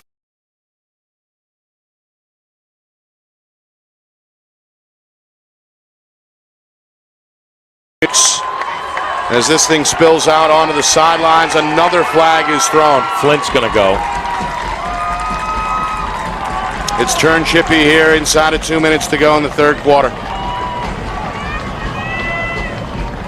We got a rivalry in the making in real time here. We get a look at the physical play there. Patton was stood up at midfield there. That drew the initial flag, which I thought it was a clean hit, but official Witten didn't. Nope. And then Tate took a shot trying to scoop up that ground ball, and that irritated the junior. And well, in the end, it's all sorted out here with 1:58 to go in this third quarter. Portsmouth still out in front, 11-7. So Tate Flint's going to go unsportsmanlike. Coach Hetler calming the youngster down as he's on his knee in the box. Gave him a pat on the helmet. And it doesn't, even though we saw 2 flags out there, I'm only seeing 1 infraction, so not well, quite. It was Flint who hit him at midfield. Yeah. He drew that first flag, and then I think he drew the second flag for getting into a bit of a scuffle there on the sidelines. So all in all, it's 1:30 against Tate Flint, and a good opportunity to Portsmouth to go back up by 5 here in the final 100 seconds of this third quarter. Maldari sets up a shot for a man that didn't come out very cleanly. Don't worry though, says Myers, I've got your back. Keegan Myers, the senior, on his way to Ithaca. Played well all day here. They scored 26 seconds into the penalty, and they're back up 5 at 12-7. Well, what a change of events there in that little flurry. And Derryfield is, man, they're sitting in the box here for most of the third quarter here with 4 penalties. And that one hurt. That's another EMO goal for the Clippers. Well, they release the penalty. It's the good news for Derryfield. The bad news is they're down 5 as Portsmouth is able to match their largest lead from earlier. Smith wins another face-off, and now the Clippers look to go up 6 for the first time. As we wind this clock down towards a minute, Coach Hetler continuing to roam the Derryfield sidelines. Meanwhile, O'Neill trying to body up against Wool, or Latieri rather. Shot flies harmlessly towards the far side, kept in bounds just in front of that far sideline by Delisle. Portsmouth still with it. We're down to 1 minute here, fourth quarter. Roll-offs for Delisle, who's been the man here in the third quarter. Back door for Myers, trying to spin away. This is Amend, rather. Amend now wants a one-on-one with Little. Sharp move to his left. Knocked down in the passing lane by Flint. Amend throws a shoulder at Flint that allows his teammate to scoop it up. This is Delisle with 40 seconds. Back out, top of the box. Portsmouth's going to look for some breathing room here. Going to cycle it back behind the cage. Flint thought about going left, instead comes right. This is Baden Paterson, the junior, getting some time here, some rare playing time on the attack for Coach Vischer. We're down to 20 seconds. Amend being chased by Flint. Good one-on-one battle here on the near side wing. They're trying to get him into an isolated position, and Tate Flint is just face guarding him the whole place. Now Paterson behind the back, near side.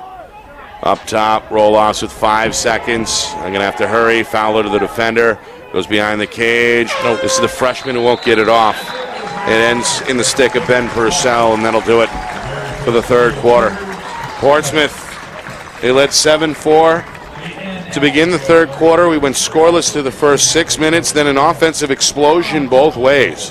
And when the dust settles, Portsmouth has their largest lead on the board at 12-7. Is it the Clippers' year once again? Will they go back-to-back?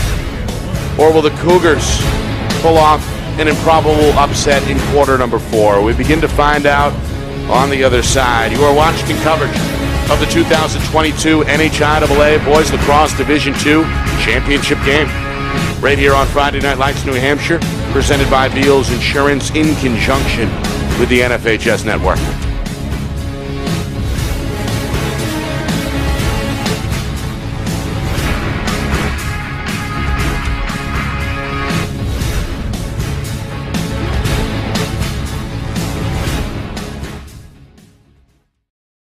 Our broadcast today, as it always is brought to you by Beals Insurance Agency, with locations now in both Bedford and Londonderry. Whether you need home, auto, or business insurance, Beals Insurance will get you both the price and quality coverage that's right for you. Just call 603-471-9999 or visit BealsInsurance.com to request a free quote and start saving money today. Again, that's BealsInsurance.com.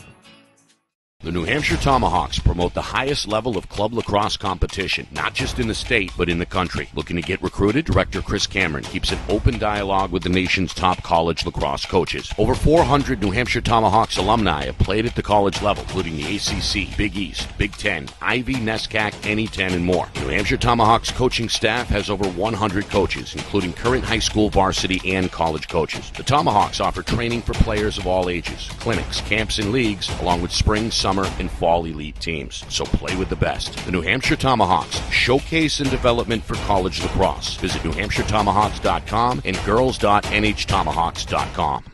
Hey, I'm Chad, the owner of New Hampshire iPhone Repair. We're New Hampshire's most trusted and affordable repair shop for your iPhone, iPad, iPod, and even Android needs. Don't worry, we're affordable, reliable, and we back our parts with a lifetime warranty. And do you know what the best part is? No, what? We can repair your phone while you wait. I know, that's why I'm here. Oh, I know, Mrs. Green. Here's your iPad, good as new. Bring your phone into New Hampshire iPhone Repair today. How can you reach your team's fundraising goals at no risk and no cost? MG Sports offers a variety of products to make your team's fundraiser a success. Their products include tickets and discount cards to hundreds of local businesses. MG Sports now has a digital platform where athletes can raise funds in the comfort and safety of their own home. So become another lacrosse program like Bedford, Goffstown, or Memorial that sets fundraising records every season. MG Sports, fundraising made easy. Visit mgsportsfundraising.com to start raising money for your team today. Are you thinking of selling your home? Well, now may be the time, given that spring is here, the market is hot, and interest rates remain at all-time lows. It's time to call Roger Howe, a licensed professional realtor with the Bean Group. Not sure what your home is worth? Roger will provide a market analysis for you at no charge. With 12 years experience in residential, commercial, leasing, and investment properties, Roger knows your local market. So contact Roger Howe of the Bean Group today. At Dead River Company, the work we do is about more than just filling up tanks. It's about the everyday moments in your home. We're here to fix your heating equipment, so you have heat and hot water for moments like this. We brave the elements, so you're always safe and warm. Anytime, day or night. Because it's moments like this that we do everything we do. Dead River Company. It's not your job to worry about the heat. It's ours. Become a customer today, and we'll be there for the moments that matter to you.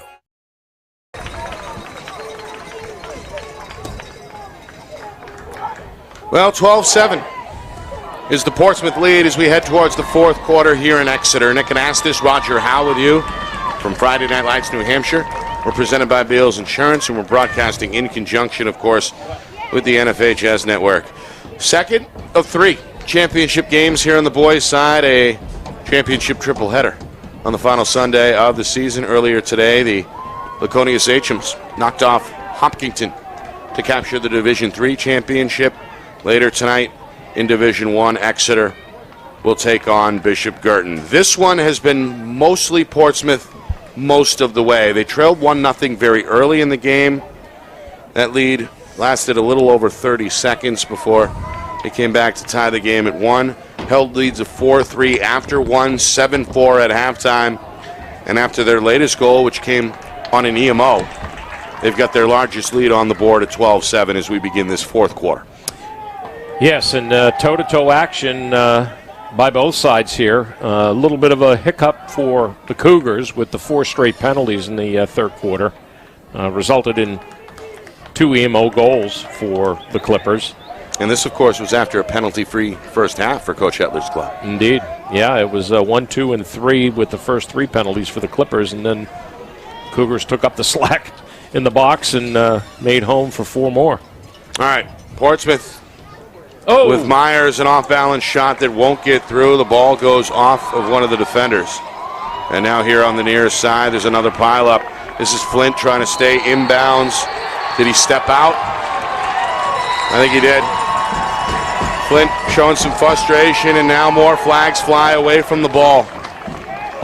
I think the Flint junior got cross-checked, Nick. Yeah, he was upset. Got hit upstairs. At least that's the case he's trying to plead here. He threw the ball out of his stick there well after the whistle, and that may have drawn the ire of the referees. Yeah, they're going to call a hold on Tate. So Tate. Is it Tate? He's having a word with Coach Hetler. He's not on his ref knee yet. Put up 3 fingers, so.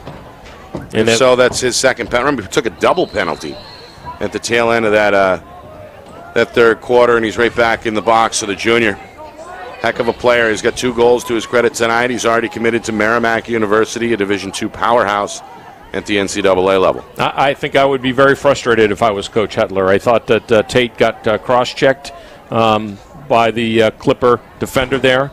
That was, I think it was Brady Kilroy, number 11, if I'm not mistaken. But, boy. Well, this one ends up wide.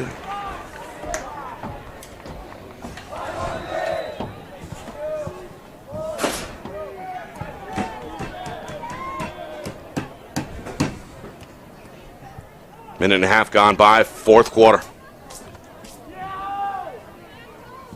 Just a patient offense here for a man up, and even more patient because it's 32nd. But it's expired anyways, so. They're okay with it, though.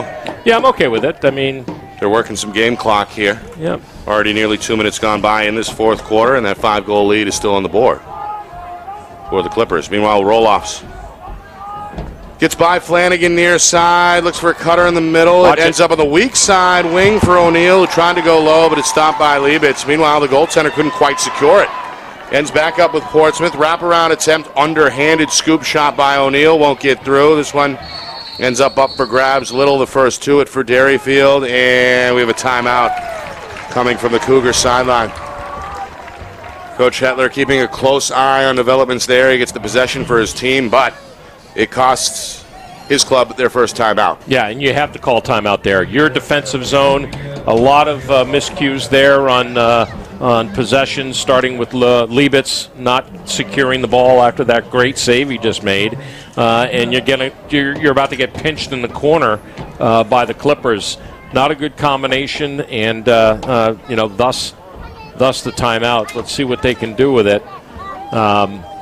They got a long road to get it back down on the offensive side of the field. So watch for maybe a redirect to the far side, and then up towards the 50 in the pin, or what we call the cone, obviously, on the other side. So let's see if Portsmouth can defend and deflect. Portsmouth, just one loss during the regular season. It was a 1-goal loss at that on this field against Exeter. Of course, the Division I Blue Hawks are in the D1 title game later tonight. And well, Portsmouth, they haven't lost since. They've won 10 straight, including the 2 tournament wins over Oyster River and Timberlane. It looks like they're going to leave Lautieri open. Keegan's going to split. Derryfield with work to do. 2 minutes in, fourth quarter, down 5. Cougars trying to labor out of their own end. Lautier, the long pole, coming back middle. Lost it.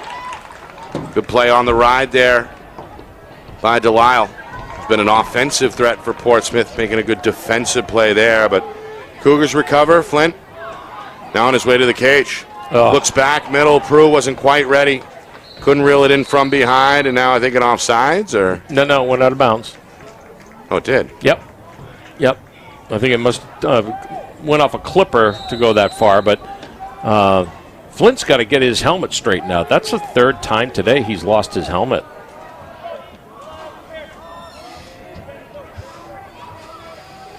Got to buckle that strap a little bit tighter, right? Well, these guys, they're all about the tilt, as they call it, and a lot of them don't really tighten up. Oh, nice play. Shot and score. That's John Kramer. Former Bedford player, right? Yeah, he is. Hasn't played much, but makes the opportunity count as the step-down shot brings the Cougars within 4 at 12-8. Yeah, and he has figured in at least one goal, I think, every game we've done this year, maybe with the exception of the Portsmouth game earlier this season. But, yeah, another freshie. Derryfield needed it. They get it. At the 8:49 mark here, fourth quarter, Now 12-8. Derryfield's had a balanced attack. Flint leading the way with 2. Seen goals from Murray, Crew, Silvio, Cabot. Murray's got 2. And now Kramer in that mix as well. For the Clippers, how about Keegan Delisle leading all scorers with 4 goals. Michael O'Neill right behind him with 3. Meanwhile, 4 minutes gone by, fourth quarter. Another lengthy trip for Coach Fisher's Clippers. They're yet to score here in the fourth quarter, but still have a big lead on the board. Amend. Drop by Roloff's top of the box. Silvio gets to it. Spin move, swim, trying to split dodge, but is surrounded and ultimately coughs it up as Amend comes away with it. And the better teams out there, they do this very well. They don't give up on transition, and they swarm and get the ball back. And the Portsmouth Ride has been very tough all season long, and they force a turnover to keep it at this end, and another chance to burn some more clock here. Already nearly 5 minutes gone by in this fourth quarter. Here's Paterson. Closed out by Flint. Trying to lower that shoulder. Flint continuing to whack away. They go far side for Purcell, the freshman. Hooks up with Amend, who scores on the run. Zach Amend, his second goal. Both have come here in the second half. Portsmouth rebuilds a 5-goal lead at 13-8. Yeah, and great look by Ben Purcell from behind. And, again, I'll say it, Zach Amend, whether he's in his left hand or his right hand, he can score goals. Very good player. One of several weapons for Coach Fisher that's coming back next year. Yeah. Scary to think. Yeah, not that this game is anywhere near over, but maybe he's looking to get some space for his senior brother to get in goal and see some time here in this championship game. Meanwhile, Smith avoids a hit with a spin move. He wants one for himself, and he's got it. Well, Smith has been so good at the X all season. And why not? The sophomore pulls the trigger, comes down the middle, and scores for the first time. And the Clipper fans are literally dancing in the crowd in front of us. They've got their largest lead now at 14-8. Well, yeah, you were running down the scorers there and mentioning Mike O'Neill with 3 goals, and I thought to myself, we haven't seen Nick Smith figure in anything on the score sheet today, assists or otherwise, and here he comes, and this is where he's just so strong. Yeah. Roger, that's the second time Portsmouth today has scored back-to-back goals 11 seconds apart. Insane. And this is what they've done all season. It's nothing new. Meanwhile, Nick Smith, remember, he was a big contributor last year. Wasn't maybe as dominant at the face-off X. He's widely becoming one of the more recognized Fogos in the state. But think about it. If Portsmouth holds on, he's got 2 rings through his first 2 years in high school. In the future, I would say, looks bright for the program. Indeed. Man, great youth on this team, on both teams, quite frankly. And like Coach Cam said this morning, he could be right up there with Cole Frank as 1 and 2 in the state in the face-off department next year. Yeah. Of course, Frank put up a pretty good fight against J.J. Murphy in the semifinals back on Wednesday, but in the end, Murphy got the better of the matchup, and we expect to see Murphy perform well coming up against Exeter. Meanwhile, this one sneaks inside that far post for O'Neill. Was that O'Neill or Moldari? I think it was O'Neill, wasn't it? Number 3? I think it was Moldari. Oh, it is? I think he got his hat trick. Yeah, that's number 3. You're right, for Moldari, the future Endicott Seagull. Yeah, there he is. My apologies. Look at that. Just sneaks it in with less than an inch to spare on that outside post.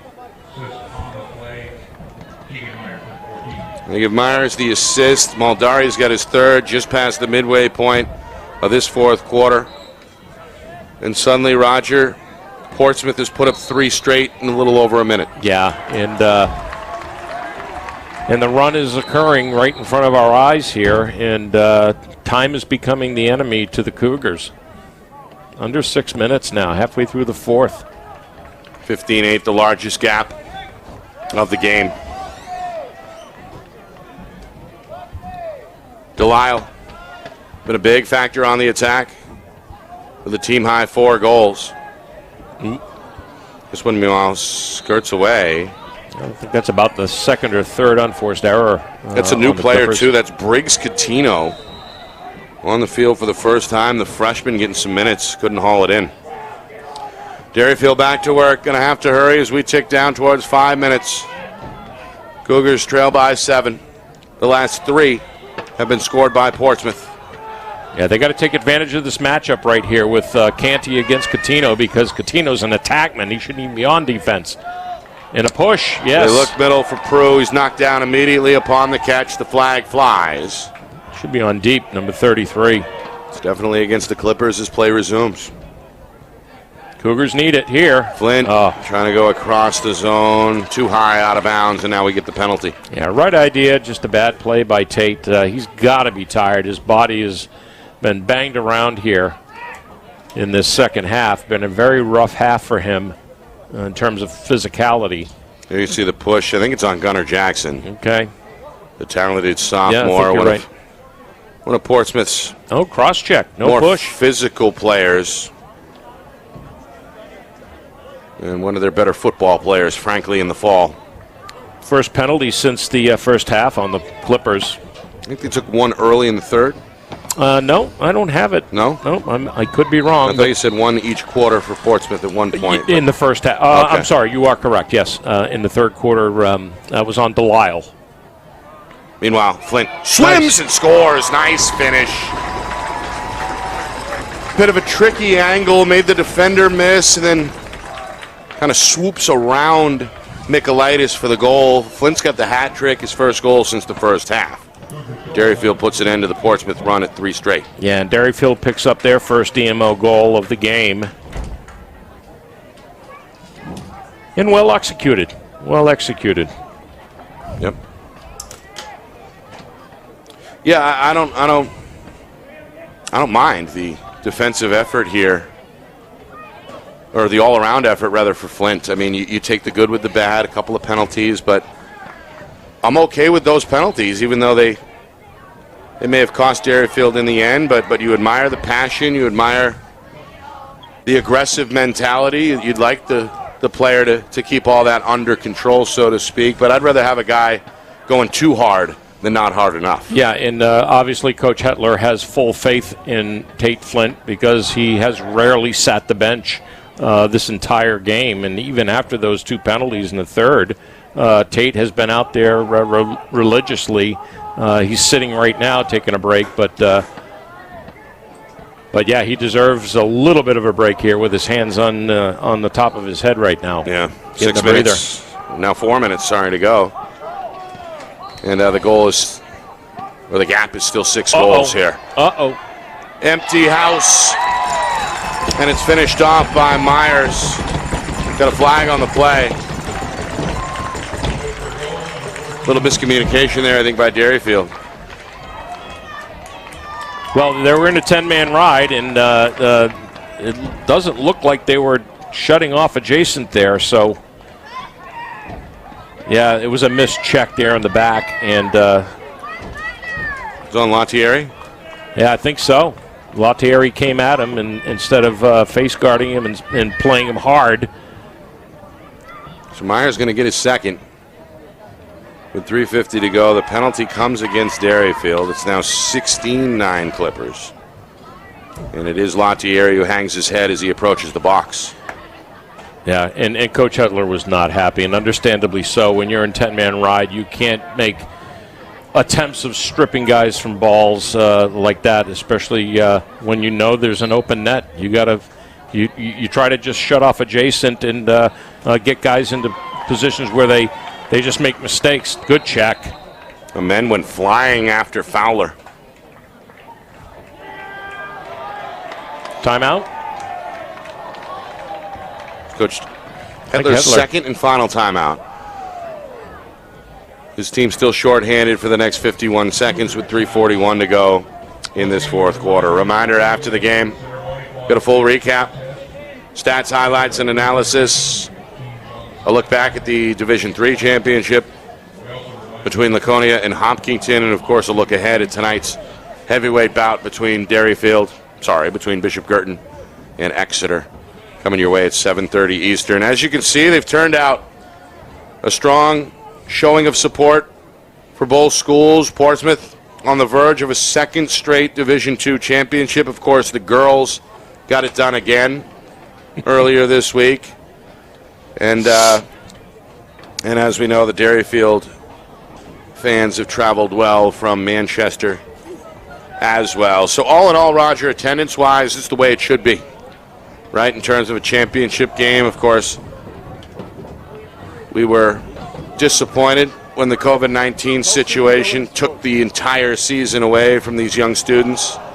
And then last year, folks still kind of tiptoeing around the situation and, well, back in full force and enjoying what is really becoming a rising sport at the high school level, not just in this state, but nationwide. Yeah, I won't give you my opinion about the whole COVID thing, but it was just tragic to see it happen the way it did, not only in this sport, but for all the other sports and at all levels, whether it was youth, high school, college, just a tragic a travesty. Really. Yeah, it really was, and it is so great to see what we're seeing right now with the student body coming out, and it's just been phenomenal. I can't believe the Portsmouth contingent over there, the student body that's come out. Yeah, they've rolled deep. Just insane. They have rolled deep for sure, and I'd imagine it'll be a festive ride back up Route 1A. Well, I'll be in Rye tonight at my home in Rye, and I can't wait to hear the police sirens like they had last year with the welcome home. That's right. Nice they had an goal. escort. Here's Quinn Silvio. He's not going to go home quietly. He's got his second goal. Comes to just over 3 minutes. Good shot on the run there for the junior. Yeah, and I want to see who is playing him on defense here, because they've pretty much isolated him on defense with a face guard and close. Yeah, it's number 6, Max Brown. So he's not beating a second or third string inexperienced player here. He blows right by Max Brown on the LSM side and gets a nice left-handed shot, and it went strong side too on Michaelitis. Man down goal makes it 16-10. Still about 10 seconds to go on the Latieri penalty. Smith able to win the face-off, flips it back for Amend. Amend on his way to the carpet was grabbed, and they're going to give this to Portsmouth. Still 4 seconds to go on the penalty, just inside of now 3 minutes to go in regulation.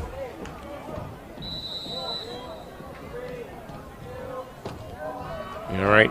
Latieri released, back to even strength. 2:45 to go, fourth quarter. Portsmouth led most of the way. Held leads of 4-3 after 1-7-4 at half, 12-7 entering this fourth quarter. And at one point led 16-9, which was their largest lead. 16-10 here, and again in no hurry as they wind this clock down towards the 2-minute mark. Yeah, expect this playing field to go from 100 and some odd yards to about 10 as they try to keep it behind and just rotate it as far outside the perimeter as you can get.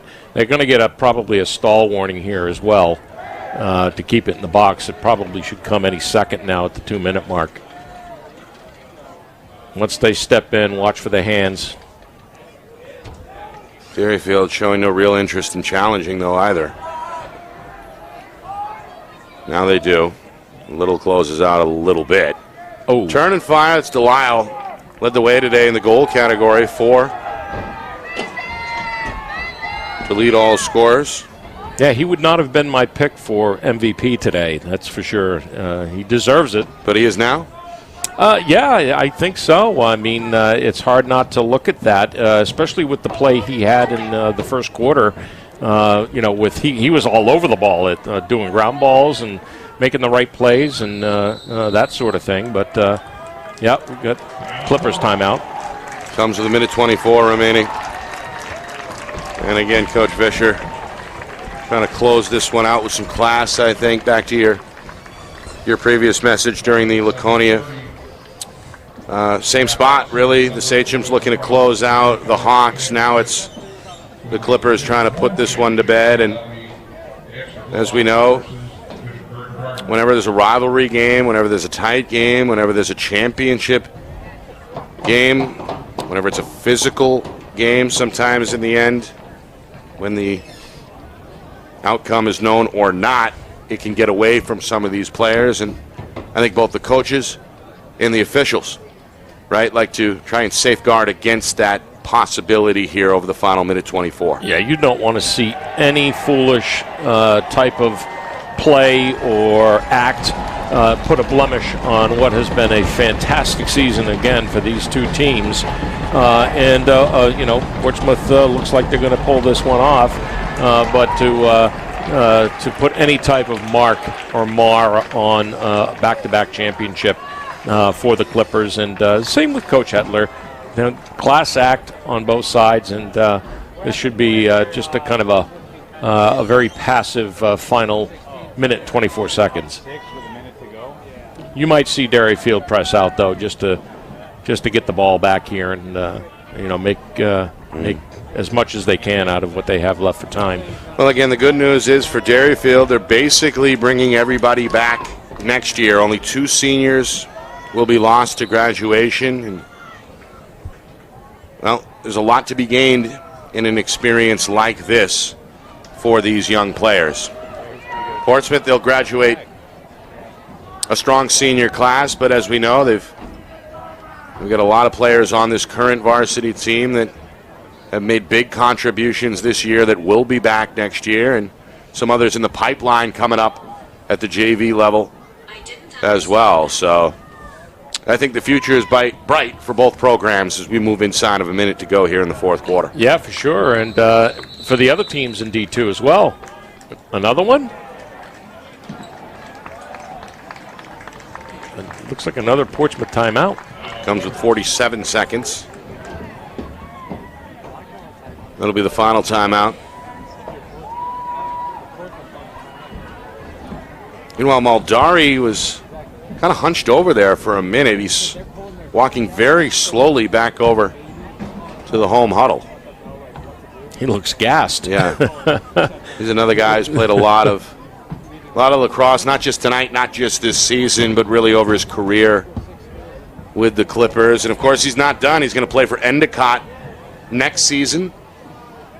Seems like a very bright young man, a good kid. We've spoken to him over the course of the year. And as you know, Endicott getting a pretty good player. Yes, indeed. Very good player. Yeah, and because my youngest son was recruited by Coach Haggerty, I've mentioned that before. Yeah. We do occasionally follow Endicott throughout the season. They seem to be dominant in their conference with Western New England.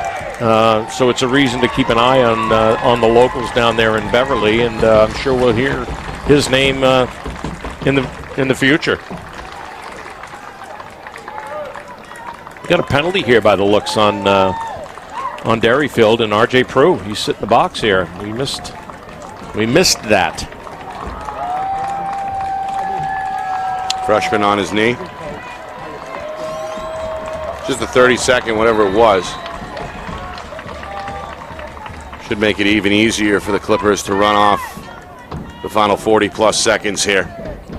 So, Portsmouth came into the season on a mission, Roger. They were champions, of course, in 2021, following a tight victory in the final over Timberlane, and they really embraced their role as defending champs. They welcomed the target, so to speak, on their backs, and they went undefeated against Division II competition. Their lone loss all year was against D1 Exeter on this field about a month ago. Yeah, what a story for D1 or D2 Portsmouth to do what they've done this year. Back-to-back champions for Coach Fisher, who's going to get the Gatorade bath on the sideline and hug his players.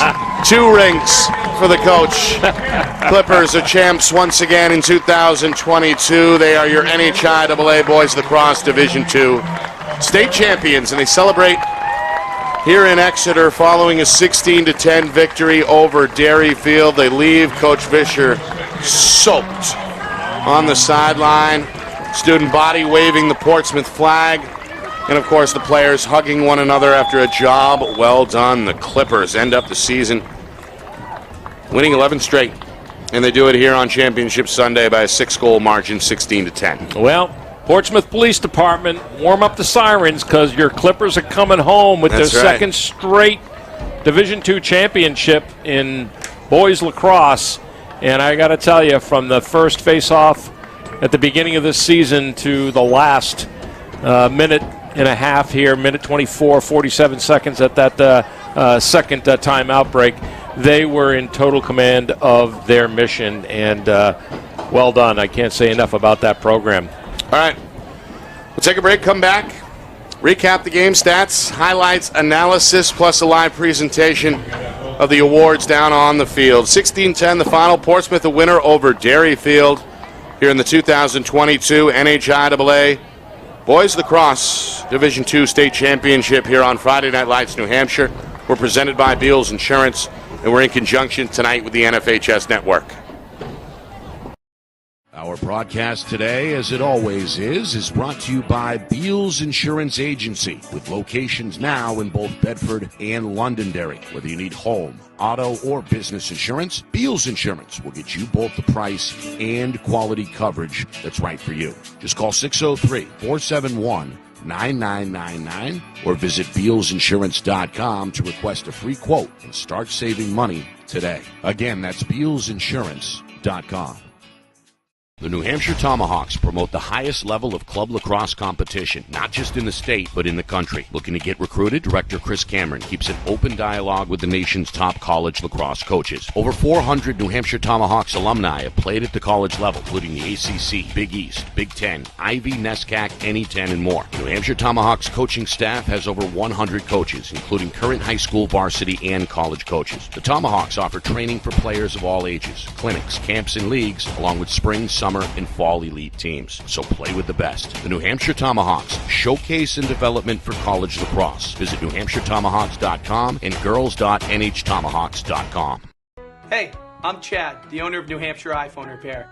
We're New Hampshire's most trusted and affordable repair shop for your iPhone, iPad, iPod, and even Android needs. Don't worry, we're affordable, reliable, and we back our parts with a lifetime warranty. And you know what the best part is? No, what? We can repair your phone while you wait. I know, that's why I'm here. Oh, I know, Mrs. Green. Here's your iPad, good as new. Bring your phone into New Hampshire iPhone Repair today.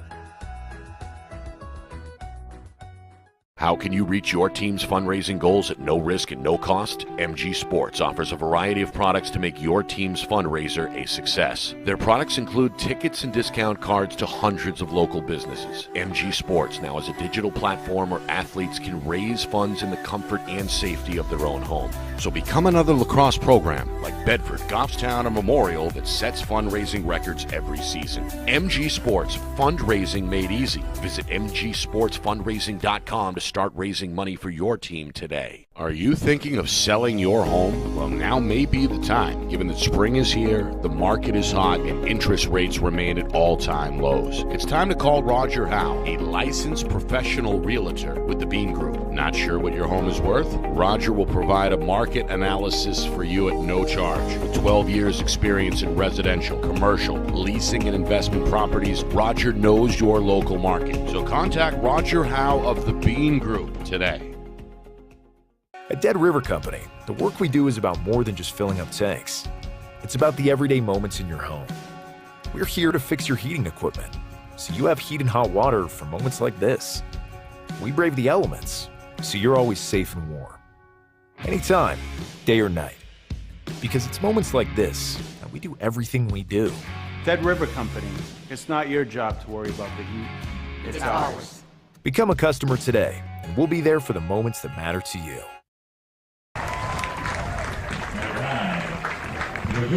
Well, the hardware being handed out on the field following this 16-10 win for Portsmouth. The runners-up, the Derryfield Cougars, receiving their medals as we take a look at Coach Hetler. Good season for Derryfield, but in the end they fall short here. Portsmouth, they win 16-10. Derryfield got off to the start they wanted. They scored 27 seconds in, held a 1-0 lead. Tate Flint got the Cougars on the board. The lead did not last long, however, as Dom Moldari tied the game with just over a minute gone by at 1. Keegan Delisle gave the Clippers their first lead 21 seconds later, 2-1 the score. That lead stretches to 3-1 after Moldari scores for the second time in that first quarter. Flint gets his second midway through. Make it 3-2 at that point. Michael O'Neill is heard from with 5 minutes even to go to push the lead for Portsmouth to 4-2. And then the freshman R.J. Prue at the 3-minute mark brings Derryfield back within 1 at 4-3, and that was our score after 1 quarter. Second quarter begins with back-to-back goals by O'Neill. The senior scores 2 11 seconds apart, gets himself the hat trick with 2 minutes gone in that second quarter, and stretches the Portsmouth lead to 6-3. The two teams exchange goals the rest of the quarter. Alex Murray makes it 6-4 on the board for Derryfield, and then Portsmouth Dylan Roloffs with 1:24 makes it 7-4. That was our score at halftime. Third quarter, the first 6 minutes go scoreless. As we thought we were in store for a defensive second half, we thought wrong. The final 6 minutes see a number of goals both ways. Portsmouth's Zach Amen gets a man-up goal to make it 8-4. Delisle gets his second a minute later to make it 9-4. Quinn Silvio, who Portsmouth contained in the first half, able to strike to make it 9-5. Another from Delisle at the 4-minute mark makes it 10-5. Delisle his third goal. Chili Cabot 14 seconds later as an answer for Derryfield, 10-6. At that point, another goal for Delisle makes it 11-6. And then Murray, his second, pulls the Cougars back within 4 at 11-7. Keegan Myers gets the second man-up goal of the third quarter for Portsmouth with 1:30 to go to make it 12-7, and that ends up being our score heading into the fourth quarter. Then more back and forth. John Kramer, the Bedford resident, makes it 12-8, 3 minutes in. That's about as close, though, as Derryfield would get. Portsmouth rattles off 3 in a row at that point. Amend Nick Smith off the face-off, and then Moldari with the hat trick to make it 15-8. Flint gets his hat trick on an EMO to make it 15-9 with inside of 5 minutes. Inside of 4 minutes, another goal for Myers, his second. Then the final goal of the season goes to Silvio, his second on a man down for Derryfield. So in the end, Portsmouth posing for pictures down there on the turf. The seniors enjoying a picture-perfect end of their career. Clippers win back-to-back titles. And that man right there, Chad Vischer, all smiles as he shakes hands with O'Neill. And all in all, just a great season, right, for really both these teams, but for Portsmouth in particular, to do it again is quite the accomplishment. Yes, indeed, and they were really never in any championship final up until last year, and here they come with 2 back-to-back wins, and they're on a roll, you would say. This only being Derryfield's second runner-up position since they've been playing in NHIAA against, of course, the 6 wins that they have. But you just can't say enough about these two teams and how they competed. And ultimately, Clippers just pulled the pulled ahead and did what they usually do and have done all season. And looking at these boys get their championship medals, and just the smiles and the elation on Coach Vischer's face is just what this game is all about. Well, of course, this is a budding rivalry, kind of renewed. These two teams met in the D2 championship in 2017 and 2018. Both of those games were won by Derryfield by final scores of 7-4 and 11-6. And of course, they met last year in the semifinals, and Portsmouth ultimately ends up winning the championship in 21 and now again in 22. Yep. Roger, your final thoughts on what we saw in this one here tonight? Just congratulations to the Clippers. I think they just wore Derryfield down. Derryfield has some great players out there. Very impressed with Tate Flynn and the other Derryfield contingent out there. But the Clippers showed why they are now champions of D2 again. Just a great overall effort and a lot of talent at that level. And I'm sad to see the season go because D2 was just a great division this year, especially in those top 1 through 5s. But congratulations to the Clippers and my homie Chad Vischer, who grew up a few miles from where I grew up from in Pennsylvania, and I can't say enough about Coach Vischer and his family down there in Avon Grove, Pennsylvania. All right. I want to once again give some props, as they say. I want to thank our friends at the NHIAA, of course, with Jeff Collins, and the folks at the NFHS Network, Don Boyle and his crew. We appreciate the guys on the ground here as well, working under Athletic Director Bill Ball. Our friend next door in the press box, of course, Sherman Chester. And, of course, our sponsors who are making it happen all season long. That includes Beals Insurance, New Hampshire Tomahawks, New Hampshire iPhone Repair, MG Sports Fundraising, the Dead River Company, and the Bean Group and Roger Howe Real Estate. Appreciate all those involved. And, of course, our crew here at Friday Night Lights, New Hampshire.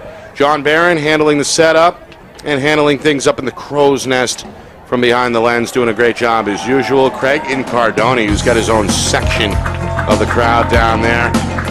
Happy as a farm animal in mud, as they say. And then, of course, on the Gorilla Cam is Matt Beals once again, bringing you that live action from down on the sideline. I want to thank, of course, the executive producer, the unseen hand, Steve Beals, and our director back in the Beals Insurance Studios in Bedford, Ben Beals, the man behind the curtain.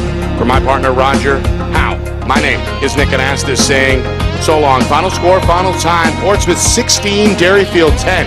This has been a presentation of the 2022 NHIAA Boys Lacrosse Division II Championship here on Friday Night Lights, New Hampshire, presented by Beals Insurance in conjunction with the NFHS Network.